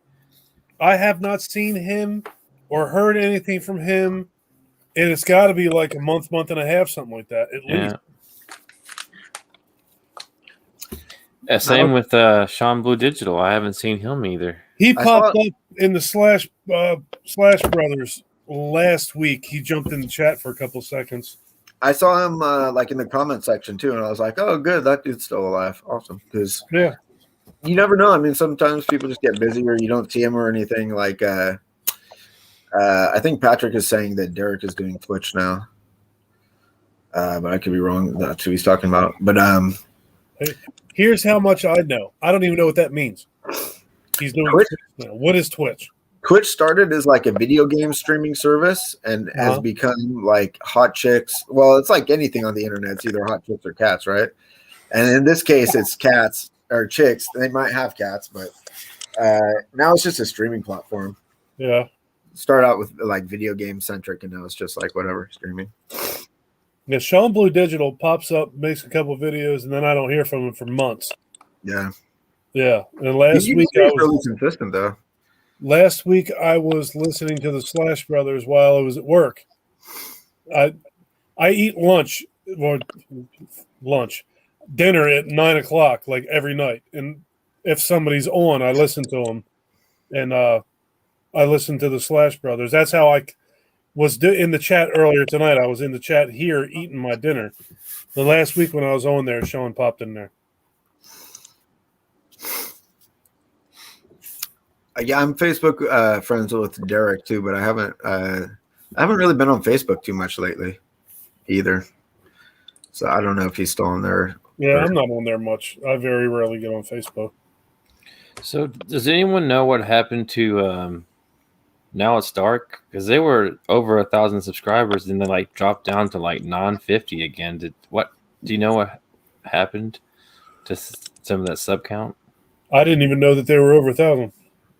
Yeah, they had a 1K contest, and then I was just on there last week and I saw they were down to like 962 or something like that. I was like, what happened to? Once they gave away the prize, all the looky-loos left. I don't know. It's good to see Hobbs get to 1K. Yeah. Patrick. That guy's more active in the horror community than I think probably anybody. Definitely. He pretty much comments on every video I make. Every Same. one of them. Yep. And I don't return the favor. I don't comment on people's videos, honest to God, because 99% of the time that I watch videos, it's on my television. Well, Yeah. like your mukbang, me and Abby watch it on the TV Yep. and can't comment there. But I'll try to drop in later and make some comment on my phone. If I make a comment at all, it's usually because I have my computer open next to me. And if I watch a video, I'll pick my computer up sometimes and I'll type something in.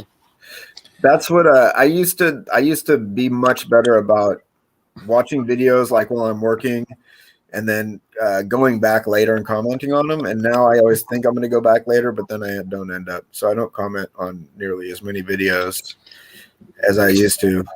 No, me neither.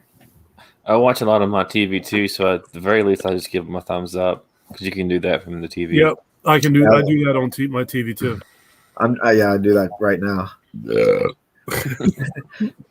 So Ben, you mentioned Art of Horror. Is he doing stuff? I haven't seen anything on his channel lately. Yeah, he stopped making content for a while, but he just started back up and he's making his own Necronomicon with like just doing all these cool demon drawings. So he's done 2 videos in that series so far.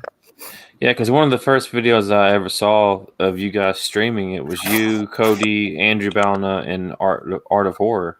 Yeah, And Evil Steve may have even been on there. Was he ever involved? I streamed with Evil Steve and Kev once, just us 3. Okay, maybe that's what it was. I don't think he was. I don't think I've ever streamed with Evil Steve. Yeah, but I know Cody was on there and Art of Horror because Andrew and Art of Horror were of course the 2 Australians, right? Yeah. Or is he New Zealand? No, they're Australian. Okay, Australian. All right. Andrew Ballina, originally from New Zealand. Ballina is the town he lives in, right? Yeah. Yeah. Yeah. Which I didn't know until I got his address from Mark. I did not know that his name was not Ballina.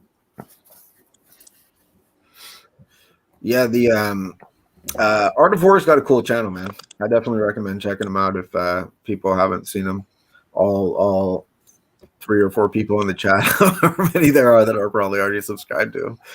I think the first night that I ever streamed with you, Cody, I think Ballina was on here. He might I know have been. Ben was He's on been- here. He's been on a few times. It's been a while, but Yeah. he's been on a few times. It's always think- good having him on. I think that first night it was Ben, well, you and Ben, and I think Phil and Mark and Andrew. I'm pretty sure was the other guy. Speaking of Australians, Adam in the house. APB reviews and games. What's up, dude? How you doing, man? Actually, I had that reminded me when I get off my phone later, I've got a cartoon to send out. Just made me laugh and think of him. Basically, a cowboy comes into a bar and he yells something like fist fight, altercation, struggle. And another guy says, watch it, them's fighting words.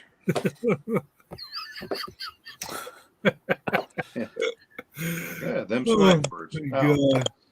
So, Patrick is saying Art of War never visited his channel and he unhooked from him. I mean, I don't know. I watch people's. I don't think you should ever feel obligated to watch anyone's videos.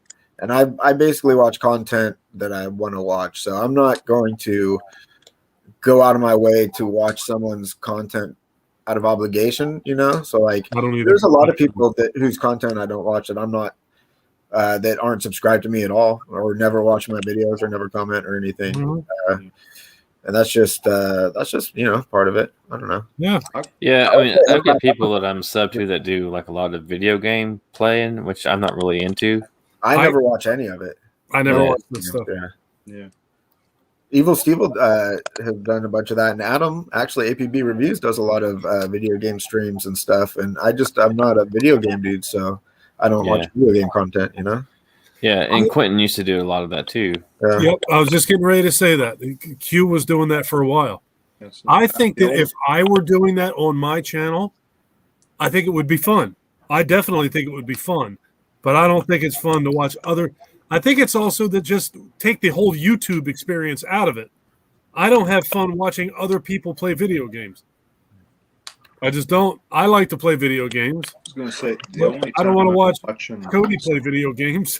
Yeah, the only time I'm watching someone else play a video game is if I'm trying to figure out how If to you're beat stuck. something I can't beat. Yep. Yes, Yep. same here. But we're the weirdos because watching video game streamers is huge. It's gigantic. Yeah. You that is huge, and the other thing that is huge that I just can't get into is I'm going to take this, rusty ass, almost fell apart pot or knife that I found and polish it. Yeah. And it's got 10 million views, and I just don't see how you can watch that. ASMR is big too. Yeah, that's huge. Or, like I said, when I first met John, the mukbangs, because when I thought of mukbang, I thought of these people who don't even speak, that just stuff themselves. Shoveling It's food. disgusting to watch. And I was like, What I why do is people definitely- watch this shit. What I do is definitely not considered what a mukbang is. No, Dude, yours It is more rhymes with just a- Mustang really well. Yeah, yours is more of a vlog with lunch. Yep. But that's what a mukbang sort of is, right? The other is just more like ASMR, but eating. Yeah, you could say that.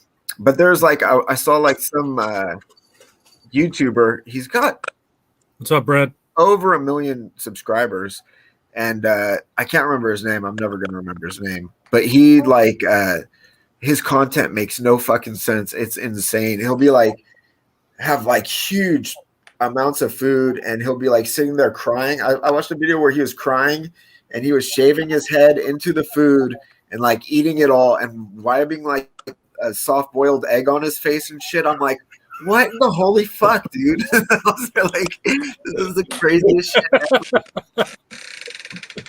I would have think watched people that. like it, they like watching it like they like watching a car wreck, you know. I guess, Oh but my God.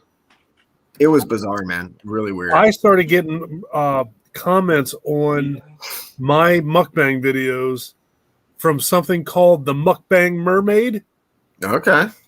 And I saw that, and I was like, well, obviously they have to have an interesting channel. So I pulled it up and started watching it. And the hell if it isn't, it's a woman. I'm assuming it's a woman dressed like a mermaid eating. It's weird, but I think popular. I guess Okay, I thought you were going to go the other way. I thought it was going to be a woman eating a bunch of mermaids. I was that like, would well, be that would get a lot. That would get a lot of views. yeah, ASMR. I know people that are big into ASMR. They find it really relaxing. So I guess it's just that response that maybe we just don't have. Whatever floats your boat, I guess. I mean, I was on the chat last week with Justin, and somebody popped in and said, "Hey, are you into ASMR or whatever it was?" And Justin didn't know what it was, but I did. And they were like, "Can you whisper to me?" I was like, "Oh, come on, jeez." You talking about Jay? Big Daddy Jay? Yeah. Oh my I think god. it was He's Ben like, sent me that. "Sure, I'll whisper to you." Ben sent me that ASMR Godzilla. He I- goes I to thought- the ocean and I saw a guy doing a serial killer ASMR, and it was actually really awesome. He was like role playing like he was a serial killer, yeah. and like to a tied up victim, like you were the tied up victim. It was pretty funny. I don't know. It's weird role playing shit. Who knows, man? People love it. People are weirdos. Yeah, but I'm sure there's a hell of a lot of people out there that are not even slightly interested in watching somebody unbox a Sam from Trick or Treat figure. Yeah. So to each their own, man. yeah. I would say there's many more people that are interested in ASMR than whatever the fuck I do on my channel. Me too. I'm That sure. is for sure. Said my view count confirms that. So Yeah. Trying to scare the fuck out of my wife while she's eating a cheeseburger. that's Doesn't my go- favorite part of your bang videos. I'm waiting for it. She's well seasoned these days, though, dude. She's getting better. Yeah, man. Harder and harder to make her jump. So what I got to try and do now is like shoehorn loud noises in the middle of the videos to scare the shit Yeah. out of everyone. Yeah. Abby was really laughing at it, but a couple weeks ago, did you see our intro where I was trying to get her in the frame? Yes. Yeah. Yeah. Am I going to have to yell at you like John yells at Janae? Go, get in the frame. Yeah. I think the only one of your videos that I have not watched yet is the most recent one. That one I was by myself. Yeah. She was gone to her scrapbooking thing. As a matter of fact, now that you say that, I think I did watch that one. I think I may have watched it. Yeah, it was me and my Big Mac that they wouldn't customize, even though my son told me. Yeah. So, You're like, but I have it like the inside story. I know you can do it. They're like, But- prove it. he even showed me on the app where you can do it, and he's just done it at the counter. So Yeah, I've done it before. the girl You just didn't know how to do it. You should have gone I full add Karen stuff on her to my ass, stuff dude. all the time, like the Big Macs. Do yeah. what? You should have gone full Karen, like tore your fucking basket over, and told her Where's your fucking you man? wanted a third bag of corn for free. Yeah, if you make them Fuck mad, you, they'll give McDonald's. I want a free free bag of corn, you son of a They bitch. don't want to deal with anyone. Free corn! This morning I got a sausage, egg, and cheese biscuit with an extra piece of sausage. No one complained about that. Oh, there you go.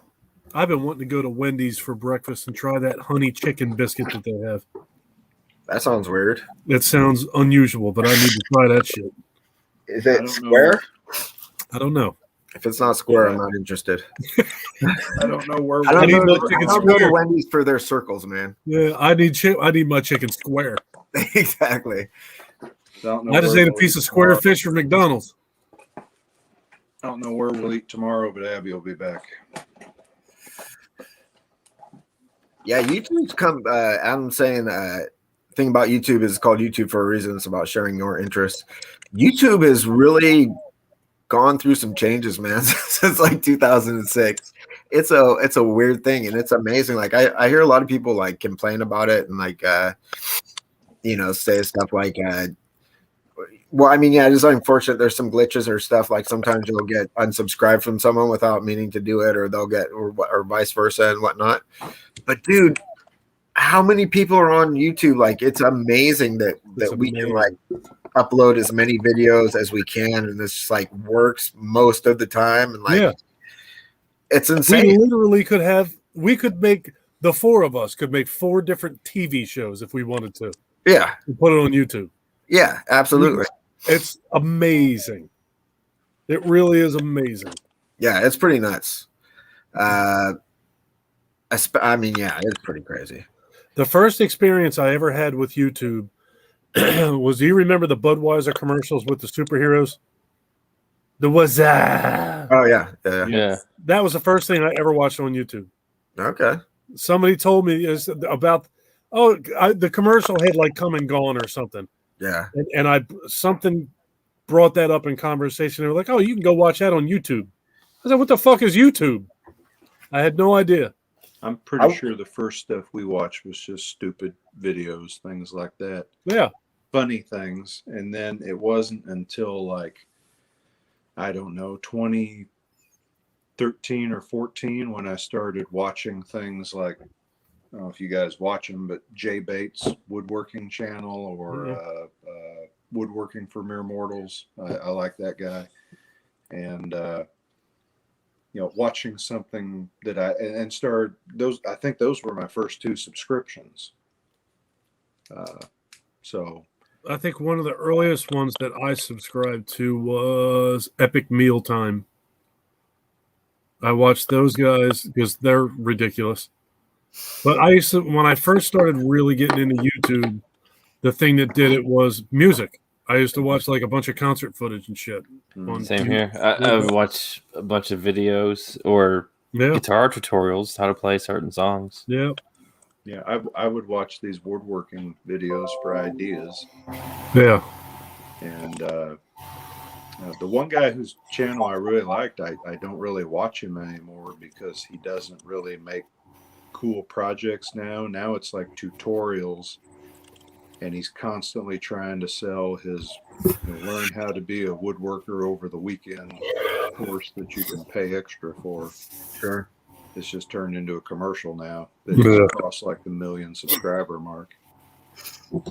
There's another guy who does fast food reviews named Dame Drops. And he was somebody that Ryan, my older son Ryan, actually introduced me to years ago. He's been doing food reviews on YouTube for like 11 or 12 years now. And Ryan showed me him probably 5 or 6 years ago. And now he's gotten crazy big. He's got a Netflix show getting ready to start. He's on all kinds of fast food commercials, and it's all through YouTube. He's from Connecticut, and he just goes from fast food restaurant to fast food restaurant doing reviews. It's pretty amazing. Yeah, I believe it. I mean, I don't know. I first started watching. Well, the first time I saw YouTube, I was in art school, and my friend showed it to me. I remember we were in the wood shop, and we just looked at a random video. But then I started watching it more for like motorcycle content. Yeah. And then I started a motorcycle channel, and then I started watching like horror content, and like yeah, that was it, man. So that's basically all I watch nowadays, mostly, and where I spend all my time, not on my motorcycle channel or anything. So I got into the horror content from the action figure content. Yeah. Because I would look up the horror related figures, and then it would send me to other places. And some of the first people I found was Brad and Jason and Dave Maggot and Phil. those guys, the Slash Bros. Yeah. And I've been watching Phil's videos for years and didn't even know who he was. and what I loved about those guys was the inclusiveness. There was never a they're not going to answer you, they're not going to talk to you, or get out of here, you're on my turf, kind of thing, and just welcome you right in. Now, when you guys started your YouTube channel, did you have any expectation whatsoever that you would like meet?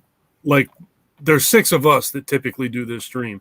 I had no idea whatsoever that I would wind up with like 5 friends on YouTube. No. I had no idea. No idea, no expectation, no nothing. When I started my channel, I had no expectation to like meet friends and find people like this. I thought if I was lucky, I'd have a few people that commented, Yeah, and you're right. I mean, hell, I'm texting you guys every day, yeah.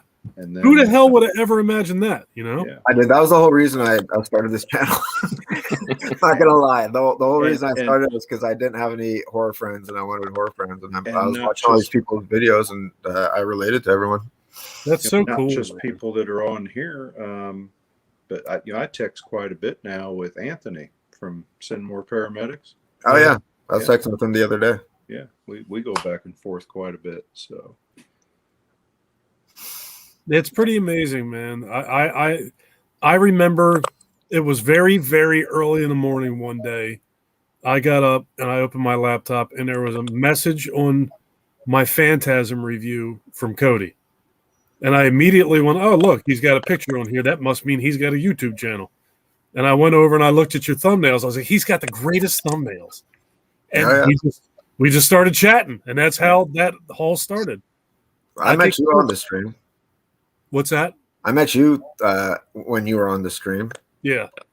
The first time Me- you were on the stream. That was the first time I met you. Yeah, that's exactly how I met everybody except for Cody. I met him through that Phantasm review. Yeah. I think I met Cody through Beth.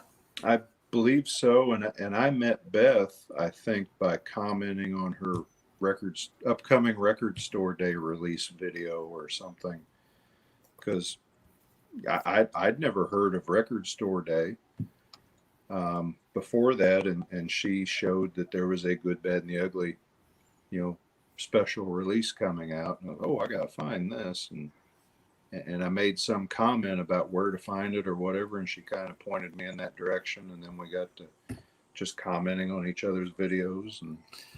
And then I met Andrew Ballin in the vinyl community. I didn't even know he That's was a part of crazy. the horror community. Huh. And then I didn't know that Andrew was into vinyl at all. That's cool. Yeah, and then I think Andrew made a video for Ben for his 500 subscribers contest where you had us do the porn parody names or whatever it was, Ben. Yeah. And I did Psycho. Yeah. And Alfred Big Cox. yeah, Psycho. Alfred Big Cock Psycho. Yeah, that was a good one. And then you happened to be streaming like that week, and I got online and saw you and Andrew and Cody and Art of Horror, and then just kind of went from there. And Mark, I met Mark because he commented on my video where I met Coscarelli and was talking about the upcoming Phantasm Fear set because he had a prototype on his table at the convention. And I was showing other things that was going on at Days of the Dead. Mark commented on my video because he was going to go to Days of the Dead down in Charlotte and wanted to know, is it well run? Is it fun? Is it whatever, and we started talking back and forth. And then we got to where we were messaging on Instagram and, all that kind of stuff. So I don't know how I see Bronco or Brad. Yeah, Bronco. I used to call him Bronco before I knew his actual name. Brad's in the chat. I don't remember how I came across the Slash Brothers. I think it was Brad that I found first. yeah, I think I found Dave Maggot first Yeah.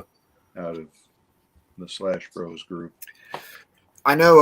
I remember Sean Urshan did the old school horror hangout with Horrific Nightmares Jam. Dave Maggot was on there. Lisa Loves. Brad was on there. I think Monty G from time to time would be on there. I'm not sure. Yeah. But that's how I met like Brad and Dave, and sort of just branched out from there. And But I knew all those guys before the Slash Bros were a stream. I think It's- one of my first videos I went ahead and turned, because all my videos at first was my hands and the toy, Yeah. and I think one of the first videos I flipped my camera around was entering Lauren's collections contest. Yeah. Oh yeah. I remember entering that too. Was it her 1,000 subscribers contest? No, this was like 250 or something. This was back a couple That years was- ago. That had to be a while ago. Yeah. By the way, speaking of which, David's Horror has a contest going. If you guys haven't done an entry for it. I mean, I'm so you guys see my video production schedule. It's pretty lame, so I apologize, but Don't feel bad because I forgot to do it too. I watched your video too, Dave. And I'm like, I forgot about. I'm not good at that shit either, man. I forget stuff, dude. It's terrible. I was just reminded today when Beth asked, if you've had any more entries, and I was like, oh shit, I haven't done that. It's running to the end of June. 5 questions. Winner will get a gift card to Fright Rags. Throw up a $50. Throw up a reminder. I mean, every contest I've done a reminder every couple weeks. Yeah, I'll do one. And you do a reminder, and then you'll get 4 or 5 videos. And then you'll get a flood of them at the end. I'm intended to do a giveaway like 100 subscribers ago or something.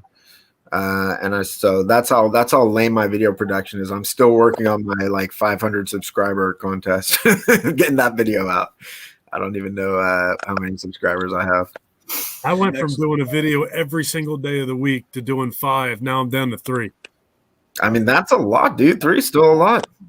Yeah, I try to do Monday, Wednesday, Friday is what I'm trying to stick to. 3 is what I shoot for with Sunday, Tuesday, or Friday. It's just hard with work, man. It's hard with work, and now with Janae with her foot, I'm up to my friggin' eyes. I ain't getting no fucking sleep. I'm tired. So I'm hoping I actually may try and bump it back up again after Michael's out of school. I'm if I can get a video made a week, I'm pretty happy with that. Yeah, that's kind of where I am too. Maybe 2. I'm still thinking about going live. I don't know why I haven't done that yet. I have no reason for me to not do that, but it just hasn't happened yet. I like streaming. Streaming's fun. It's been keeping me sane through all this COVID shit. Yeah, it's fun. It's absolutely I fun. basically, spend all of my fucking time alone in my apartment. So without this kind of outlet, it would be much worse. How's it going out there, by the way? Things changing? Yeah. Your direction? Or because everybody here is acting like it's over. It's over. Yeah. Here. Same thing here. Yeah. People are not exactly acting like that. Work is still a weird fucking ghost town. I still have to get like COVID testing every couple weeks, and then do like a screening thing just to get into work every day. Did you get vaccinated yet, Ben? I have not been vaccinated yet. I plan on it though. But are they available where you're at, or is there like? Yeah, I'm available to get vaccinated, but now it's like it's the same thing as making videos. It's like I get busy, I stay doing shit. So maybe I'll do a video on me getting vaccinated. No, my daughters got their second shot this past Tuesday. Michael just got his on Wednesday. So all 4 of us are vaccinated now. Yeah, we're good now. Yeah. My daughter got hers last Wednesday, so we're all vaccinated now. Good. I need to jump on that. Yeah, I definitely need to do that. So, John, you mentioned Wham earlier. I've been following Mike and Jay for a long time. And me too, years. Drum Dums and Dave McRae and Cody Leach and all them. Yeah, and those channels were just so huge that, when you do participate in the chat, you might get lucky and have one of your questions or comments read. And that was the horror community to me. I didn't know there was a small niche of people that were interested in talking about movies that weren't like huge channels. Believe it or not, I have never had any comment answered by Jay or Mike on their YouTube channel, but I'm friends with both of them on Facebook, and they both talk to me on Facebook and Twitter. Yeah. But their YouTube channel, I think it's just must be out of fucking control. I live in the same town as Jay. I never seen. Yeah. Yeah. That's pretty crazy. Yeah. Jay is actually the one who was talking about A Quiet Place. Yeah. That it's supposed that it was a trilogy right up from the beginning. Yeah, I figured it would have been Mike because Mike's the one like is always on top of. But this all is the Mike's news. job. Jay actually still works. Yeah. Mike does not work. Jay works like at a pharmacy or something like that. Yeah. Yeah. I don't know if he's a pharmacist or if he's like a pharmacy technician, but he's definitely in the pharmacy. Yeah. I think he's like a pharmacy tech. Mike is This is his full-time job. Yeah, Mike is We Watched a Movie for more or less. Jay's like his guy, but Mike is the one who does just about everything. Yeah.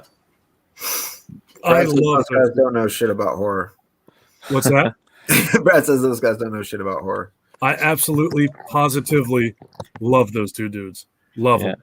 I think I've watched a few of their videos, but I don't watch them regularly. I love them to death.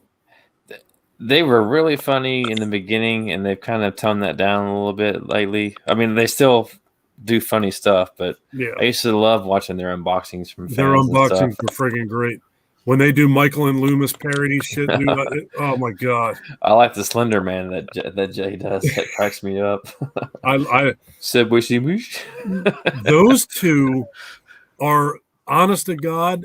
They had as much or more to do with me starting a YouTube channel than anybody else did. Those guys heavily influenced me because if you listen to them guys, you realize that they're just two wacky fucking friends who decided to start a YouTube channel. And I was like, you know what? If them guys can do this, I can fucking do this. The one who got me started was Q the Horror Fan that I've talked about. And he doesn't make anything anymore. But when we met, I met him through a Facebook group because he was selling some Scream Factory posters. Yeah. And I think I got like the poster for The Fog and Prince of Darkness, and where I had got the Blu-ray, but I missed out on the posters. Yeah. And he messaged me and he's like, "Hey, the posters, tracking showed that they arrived, did they?" And I was like, "Yeah." And I sent him a picture, and then he saw something in my background and he's like, "Hey, what's that?" And we spent the whole night shooting pictures back and forth to each other of our collection and talking. And that's cool, man. And he's like, "Hey, check out my channel." And I was like, "I thought about starting a channel." And he ragged on me for a couple months to just do it, Yeah. go ahead and do it, shoot a video, post it, do it. And yeah, he's the one that started me on it. So. That's what I tell everybody I'd say the only person that I know of so far that I feel like I had a lot to do with him finally just throwing his hat in the ring was Big Daddy J. He used to talk to me all the time that he wanted to start it, but he didn't know what to do. I was like, dude, just fucking set up your phone and hit record, go. I said, if you want to be in the horror community, everybody's friendly. It's going to be open arms. Just go. None of us knew what the hell we were doing when we started. Yeah, the only one that's really said anything to me is Keith over at Euphoria Pictures. Yeah. Oh, yeah. He'll say a lot of times that I'm his favorite channel, or he started one because of me. And yeah, it's flattering because I think his channel is a hell of a lot better than mine. I don't influence that. I haven't influenced a single person. Everyone watches my videos. They're like, "Do I really want to even do this though?" No, just kidding. I love your videos. I absolutely love your videos. Yeah, I think they look great. Your sense of humor is friggin' fantastic. Your sense of humor makes me laugh, and it's like effortless. It's you. It's you being you. You can tell it's not bullshit. That's why I think that I liked your channel so much. I watched one guy who I had met, and his jokes are funny and his delivery is awful. You can tell he wrote the jokes ahead of time, and the content of them is funny, but his delivery is so fucking awkward that it's hard to watch. It really is. It's hard to watch, man. There was a couple videos I did there where it was a parody, like that first mukbang I ever did. Yeah, hollering, "Hey guys, it's your boy Cody," and doing like John, and then I did Mark of Horror's Alphabet of Horror kind of thing. Yeah. and I never got around to doing it, but I wanted to do one of Ben where I got my logo on the TV behind me, and and all I knew was I was going to start it off with, Shouty. "Hey guys." I was going to kick it off with, "Hey guys, welcome back to H&S Collectibles. I'm Cody." So, I did Hey, a contest, friendos. Have some and, pizza. Shannon from Rusting Willpower did a contest entry for one of my contest ones, and she recreated my moto vlog like intro that I do with my KTM motorcycle. She did that with a bicycle. It was so fucking funny, man. It made me laugh. It was like a shot for shot remake of that intro. It was pretty fucking funny. yeah. What's up, Hobbs? When I plugged everybody's channel here lately, and I want to do more of that. I want to do Keith and Beth and do some others. When I got to doing Phil's, I almost spun in the chair to start it off, like Phil does. One of my first videos was of me giving my thoughts on Halloween 2018. Before that, I only used YouTube to just record myself playing guitar, just for me to have videos to watch later on. And yeah, so Brad was saying that his first video was a ranking of Halloween. Yeah, that's what I'm reading it right now. Yeah, Oh, my dude. First was my Dawn of the Dead autograph set. And if you go back and watch it, I'm holding I had the camera tilted down, so when I turned it 90 degrees, the camera didn't turn, so the whole video Nice. was on its side. Yeah. But I posted it anyway. Yeah. That's my first video. My first video was the best video I've ever made, and it's been downhill ever since. It was that Halloween dance party. It The took, dance party video. Oh, yeah. was shit. Pretty awesome. Did you say that took you like 100 hours to make or It something? took so long, man. It was a really fun project, and I learned a lot about that software. But yeah, it was a lot of work. My second video though was awkward as fuck. So I watched that dance party thing, and I was like, how the hell did he do that? I've just got a lot of comments lately on the opening logo that Dave made for me. Yeah. People are liking that. What's up, Joe? I appreciate it. Yeah, I liked it too. I told as soon as I saw your first video that was in, I was like, I'm pretty sure Dave made that for Cody. Yeah. he made me that one, and then I got another one of like the T800 skeleton that says H&S Collectibles in red that he That's made cool. me. I haven't used it yet though. David designed Sean Urshan's new merch No I did shit. his intro video too. and his intro video. You found a little niche, dude. People I are was just gonna say side hustle, man. I like I get bored. I wish I knew how to do all the stuff that you do, Ben, with all like the color and the lighting. And Ben's lighting is awesome. do you use like After Effects or something like that, or Not with the lighting. I mean, the lighting's just practical lights. I mean, you can see like right now I have a red light on and a blue light, and but the After Effects is for any like Monster it's Parties? put in like a third arm doing a like a multi shouty or something. I love that, dude. I don't know how the hell you do that. I love it. It's so stupid, man. I'm like, I'll be sitting here at like 5:30 in the morning, like spending all this time doing some stupid ass thing that like you two are the only people that saw that shit anyway. It's just I feel Just me and compelled- Dave. That's it. I just feel compelled to do it. So what you gonna do? And me and Dave are the only ones that saw it. Cody doesn't even know what we're talking about. I know Cody's like, what's the shouty? I love it when you do that shit, though, man. It's so fucking silly. It's just that I love it. And then it says trademark Who's gonna- next to it. Yeah. That's awesome. It's so funny because I did like a moto shouty and for the moto vlog that's like patent pending, and then I'm like it's so stupid, man. It's so It's the dumb. best. It's absolutely the best. I just love the way you have that kind of Casey Kasem. Hello, friends. I'm Ben. It's so true though. Oh god. Yes, you are Ben. I do want to go back. It is like interesting to go back and watch people's first videos. I remember like I look scared to death. first time I did a talking head video, you feel so fucking awkward talking to a camera, like Yeah. with no one else. You feel like it feels so unnatural and weird. And I Yeah. went and watched like Drum Dum's one of his first videos, and I was like, oh, that dude is awkward as fuck. And now he's like totally comfortable. Yeah. Yeah, and so I was like, okay, I guess I can do this then. Mhm. You Did know, I some just of see my- Joe say that he made his first video like 10 years ago? Dude, Joe's old school. Joe and Been here Andrew a while, Mellon is old yeah. school too. Hobbs is Yeah. old school. Those So is first few Lisa, right? videos, you know, I'm just holding the camera, Yeah. and it was big shit to get a little camera stand for my phone. Wow, I can make a video and not be shaking all over the place now. Uh-huh. Then I got a lava mic, you know, Yeah. and now I got the bigger microphone. But I did do if you watch my video, my movie collection on the letter S, Uh-huh. I did that just holding the camera because I was having some issues with the camera stand.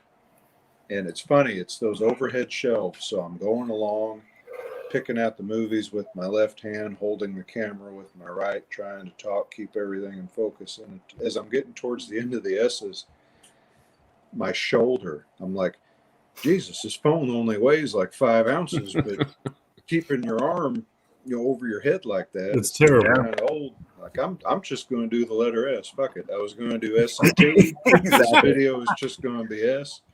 I'm not as young as I used to be. I'm Yeah. just doing that, fuckers. Yeah. Yeah. That's going to be the title in your thumbnail. It's going to be the letter T through when my shoulder gets fucking tired. Yeah. T through fuck it, just T. Yeah. Yeah. Because I still got to do T through Z, but I got the camera mount straightened out. So Yeah. I got to figure out how to use Ben's gimbal that he sent me and get his camera going. I've been thinking about that the last couple of days. I was like, you know what? Monday, I'm going to sit down with that shit and play with it. It's the gimbal's easy, man. But you don't have to use the gimbal. I mean, you can just put the camera on the tripod. The gimbal will be good for like doing like this is not a gimbal, by the way. This is That is not a gimbal. battery with a round thing. What is that? What is that? This is where I put my cell phone to record me doing music videos, singing. Oh, okay. I'll put my phone right in there. It looks like a giant roach or something. This is basically like for a motorcycle mount, like for a GoPro. But yeah, I have this little Pretty thing. cool. I might do a GoPro. I might just upload a beautiful motorcycle video with no words. It's just like a minute and a half of absolute glorious landscape. I've been meaning to do that. Moto ASMR. Jason was my first horror friend, I think I would say. He's got a knack for finding like super young channels, and he was on my first video saying like I support you, dude. And I was like, oh. Mine was Hobbs and Dave Maggot. You were one of my first friends on here, Ben. I always try to be very friendly to people. Yeah. Why not? You know, Yeah, I'm the same way. what are you gonna get by being a dickhead? Yeah. Yeah. Nothing. You're going to get other people treating you like you're acting like a dickhead. Yeah, I like the horror community. I've had a lot of success meeting awesome people here, and so like I'm always trying to be very friendly whenever anyone else wants to join it, because that was the whole reason I started my channel, was just to meet cool people that like the same shit as me. Yeah, man. Speaking of awesome, thank you again for that Schwarzenegger set, John.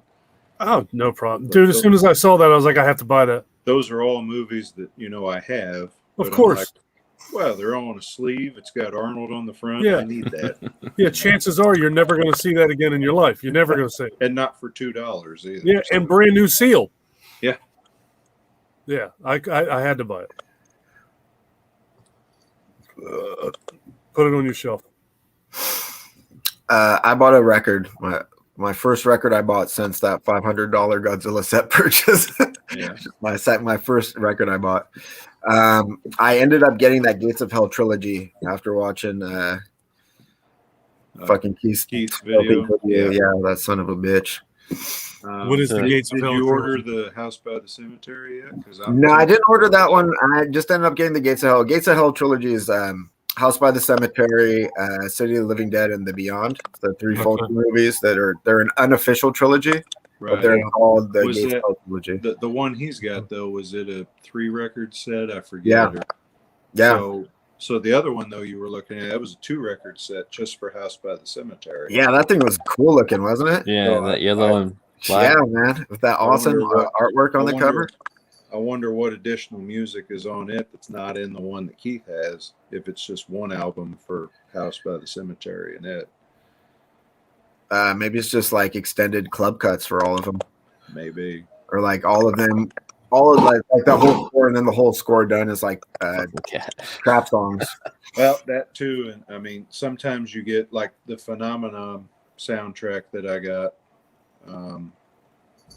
It's got unused cuts of different tracks, Yeah, alternate cuts that weren't used, and then some of them, if you couldn't have filled 2 albums normally, but more than one album, they'll make 2, but make it 45 RPM instead Yeah. of 33.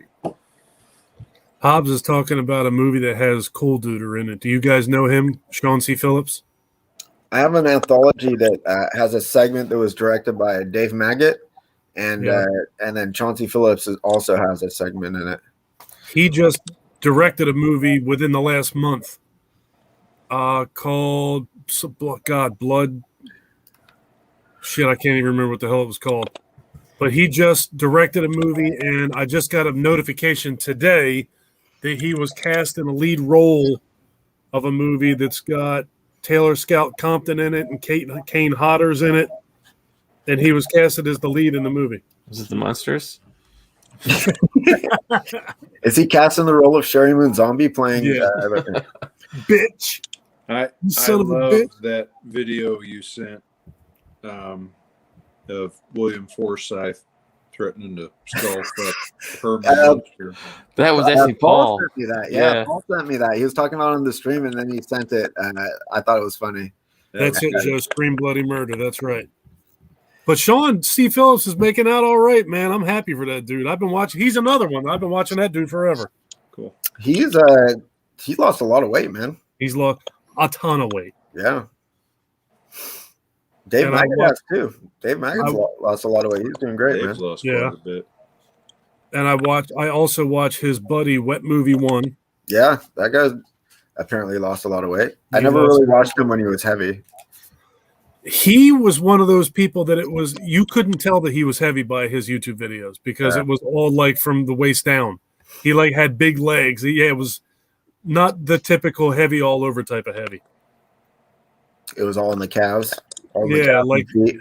Yeah, ass and legs. Yeah, everything. But I'm friends with him I'm friends with both of them on Facebook too. Yeah. If Are you friends with Master Chaos? No, but he actually has been in Wet Movie 1's videos. Yeah.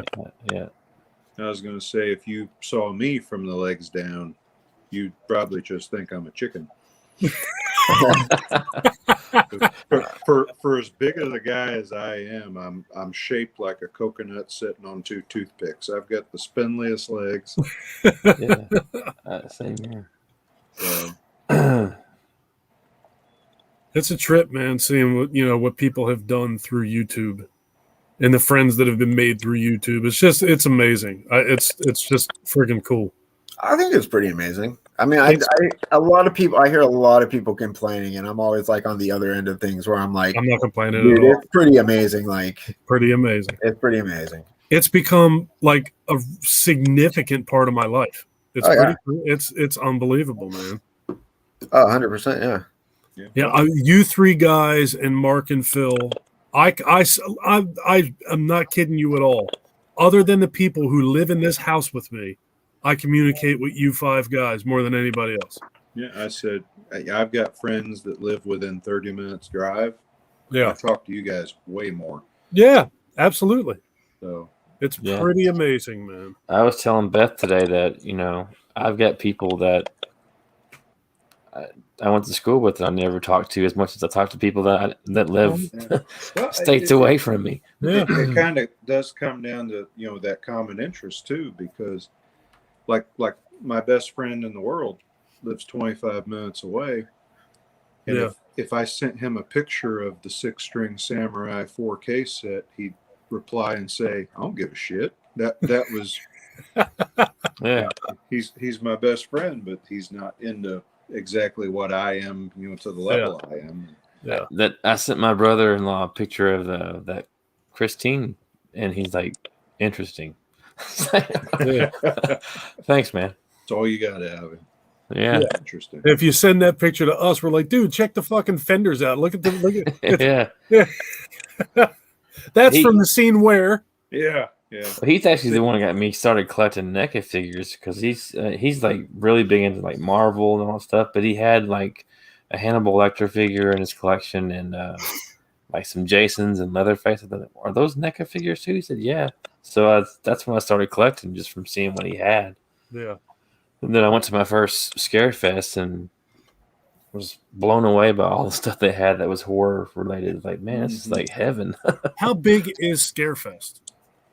Uh, Is it really big? Yeah, it's pretty big. It's a whole convention center. Yeah. As I understand, it's decently sized. The way the people. So when I went to the Louisville Days of the Dead the last time, a lot of the people that volunteered at Scarefest. Mhm. I definitely plan on going. And the way they talked, it sounded pretty awesome to me. Me and It's Janae pretty are good size. definitely. The plan is, I'm going to take the Friday off, and when I get done work on Thursday, we're leaving for Kentucky. When We're is gonna rent it a car. again? We're driving. Is it October? Yeah, October 20 something. Okay. yeah. I went to the 21st, maybe. Because I got That Days sounds of the right. Dead. I got Days of the Dead next month in Indy, but that's just one day. Uh-huh. And then I've got Horror Hound in Cincinnati in September. I have a weekend pass, but I'll probably just stay one night for 2 days, come home. Uh-huh. It's Then I 22nd, could- John. I could probably do Scarefest too. Yeah, the plan is when I get done on Thursday, jump in the car and go and start driving, heading to Kentucky. That's the plan. I definitely plan on going. What's I'm the hoping guest to go list to on that horror. one? There's some pretty cool people going to be there. I know Bruce Campbell's going to be there, and when Michael saw that, he got all kinds of crazy excited. I know Horror Hound, they've only got Robert Englund and like Yeah. Jason Mewes listed so far. Oh God, Jason Mewes was my least favorite person that I ever met at a convention. I He was probably- just a I probably total wouldn't prick. bother with him. I got Dante and I got He- Veronica from Clark. Dante is who I would like to meet. I would like to meet. get- Yeah, I would get what's his name that played Randall. I can't remember what his name is. Jeff something. It is Jeff. They're It's going to definitely have Jeff. Bruce Campbell, Ted Raimi, Bill Moseley, Tony Todd, Linnea Quigley, William Forsythe, Michael Berryman, Felissa Rose, Kane Hodder, of course, Yeah, he's at all of them. Tony Moran. I don't know if he'll be big on the list. R.A. Mihailov. R.A. Yeah, Mahaloff, Leslie Easterbrook, P.J. Really? Souls, Robert Mooks, Was Amelia Tony- Kincaid. Was Tony Moran the dude who was a big fucking dickhead to, hmm okay, Yeah. to basically all the people that Snyder's. are his fans? So we should all go and we should get a picture with Tony Moran. And post it. Exactly. We should get a picture. We should go and make William Forsythe fucking tell Scale someone. fuck you. I was going to say I'm all we could broken do up here, bitch. we should do Broken up here, bitch. we could do a group photo op with him where we're all giving him the finger. Yeah, we'll all wear our Nick Nick Castle t-shirts Oh my gosh. I'm all broken up with here. the Dr. dude. Pepper. Jeff Anderson, that is who it is, definitely. Jeff Anderson. Yeah. He refused to do Clerks 3. Really? I liked Clerks 2, like I quite a loved bit. Clerks too. I thought it was When fantastic. I met Brian O'Halloran, talked to him and the girl that played Veronica, which is like, I just can't say her last name, Marilyn Gigliotti or something. They were talking about Clerks 3 and how it should be happening soon. And I know that Kevin Smith has made it really, really publicly known that there is definitely going to be a Clerks 3. Yeah. I was so excited when Clerks 2 was announced. Clerks is one of my favorite, probably my favorite of the series is the original Clerks. Me too. Absolutely. But I took Abby to go see Clerks 2. Yeah. She's pregnant with the twins at the time. And we got to the part with the donkey show. And she just turns and goes, "You brought your pregnant wife to this." My God. I was like, yeah, it's great, isn't it? It's so good, man. I was pissed, dude. I'm from New Jersey, and Kevin Smith's movie did not play anywhere near where I live. That sucks. When Clerks was coming out, I knew nothing about it, Yeah. and I was telling, there was a friend of mine who has since passed away. I used to go to the movies with, like once or twice a week, every week, all the time. And we started seeing the trailer for Clerks, and we saw it more and more and more. And both of us were like really amped up to see this movie that we really couldn't tell what the fuck it was about, but we wanted to see it. And it never came anywhere near us. So I worked at Walmart. I was 16 or 17. I had a friend who was working there. He was in college already. He was 19 or 20. Yeah. And he was telling me about Clerks. But I never did watch it based off of him, because it was about these two idiots in a convenience store and a video store, and it just didn't sound like anything I wanted to watch, but he said it was hilarious. Yeah. And then later, another friend showed me Mallrats, and I liked it. And he said, well, if you like this, you need to check out Clerks. And I watched Clerks, and I realized, hey, that's what the other guy was telling me about, and I liked it better. Yeah, Clerks is wonderful, man. That's another movie that I just don't get tired of watching that movie. I've seen it an unimaginable amount of times. I've seen that movie, and I love it. Cancer Merchant. It's so good, man. Clerks 2, it came out as an independent film, and then before independent films were like, it was like early in the independent film movement, you know? Yeah. Yep. It sort of started off like a whole movement, because that met with some pretty good success, I think, right? Yeah, absolutely. I remember inspired too, a whole generation of people. one of my favorite scenes in Clerks is there's not even dialogue. It's the scene where Jay and Bob are dancing outside. Oh yeah, when they do boom, and he's I know exactly. Jay It's is trying to do- get Bob to dance, and then finally Bob does that move that he did in everything later. Oh, that was so good. Yeah, it's just fantastic, man. I always like when they were singing the Berserker. Oh yeah. For you like ticking clock, Berserker. Did he say making fuck? When they stick that sticker on the door and Randall looks out and it says, I eat cock right over I his eat cock. head. That's so good. Ah, Or classic. when Randall gets into it with that woman in the video store, Yeah. and she gets mad and says, I'm leaving, and he chases her outside and says, you're not allowed to rent here anymore, and Jay just goes, Yeah. like It's he's so- helping. It's so damn good, man. All Or right, Jay guys, I'm said, going to sleep. Yeah, I'm gonna call it. Yeah, I'm going to bed. I think we should. It's been 4 hours, 7 minutes. I think we're all going to call it. All right. Thanks for joining, everybody. Everyone in the chat, Paul, Joe. Yeah. Good seeing everybody. Good chatting with everybody. Thanks for hosting tonight, Ben. Indeed, my pleasure. See you next weekend. See you next.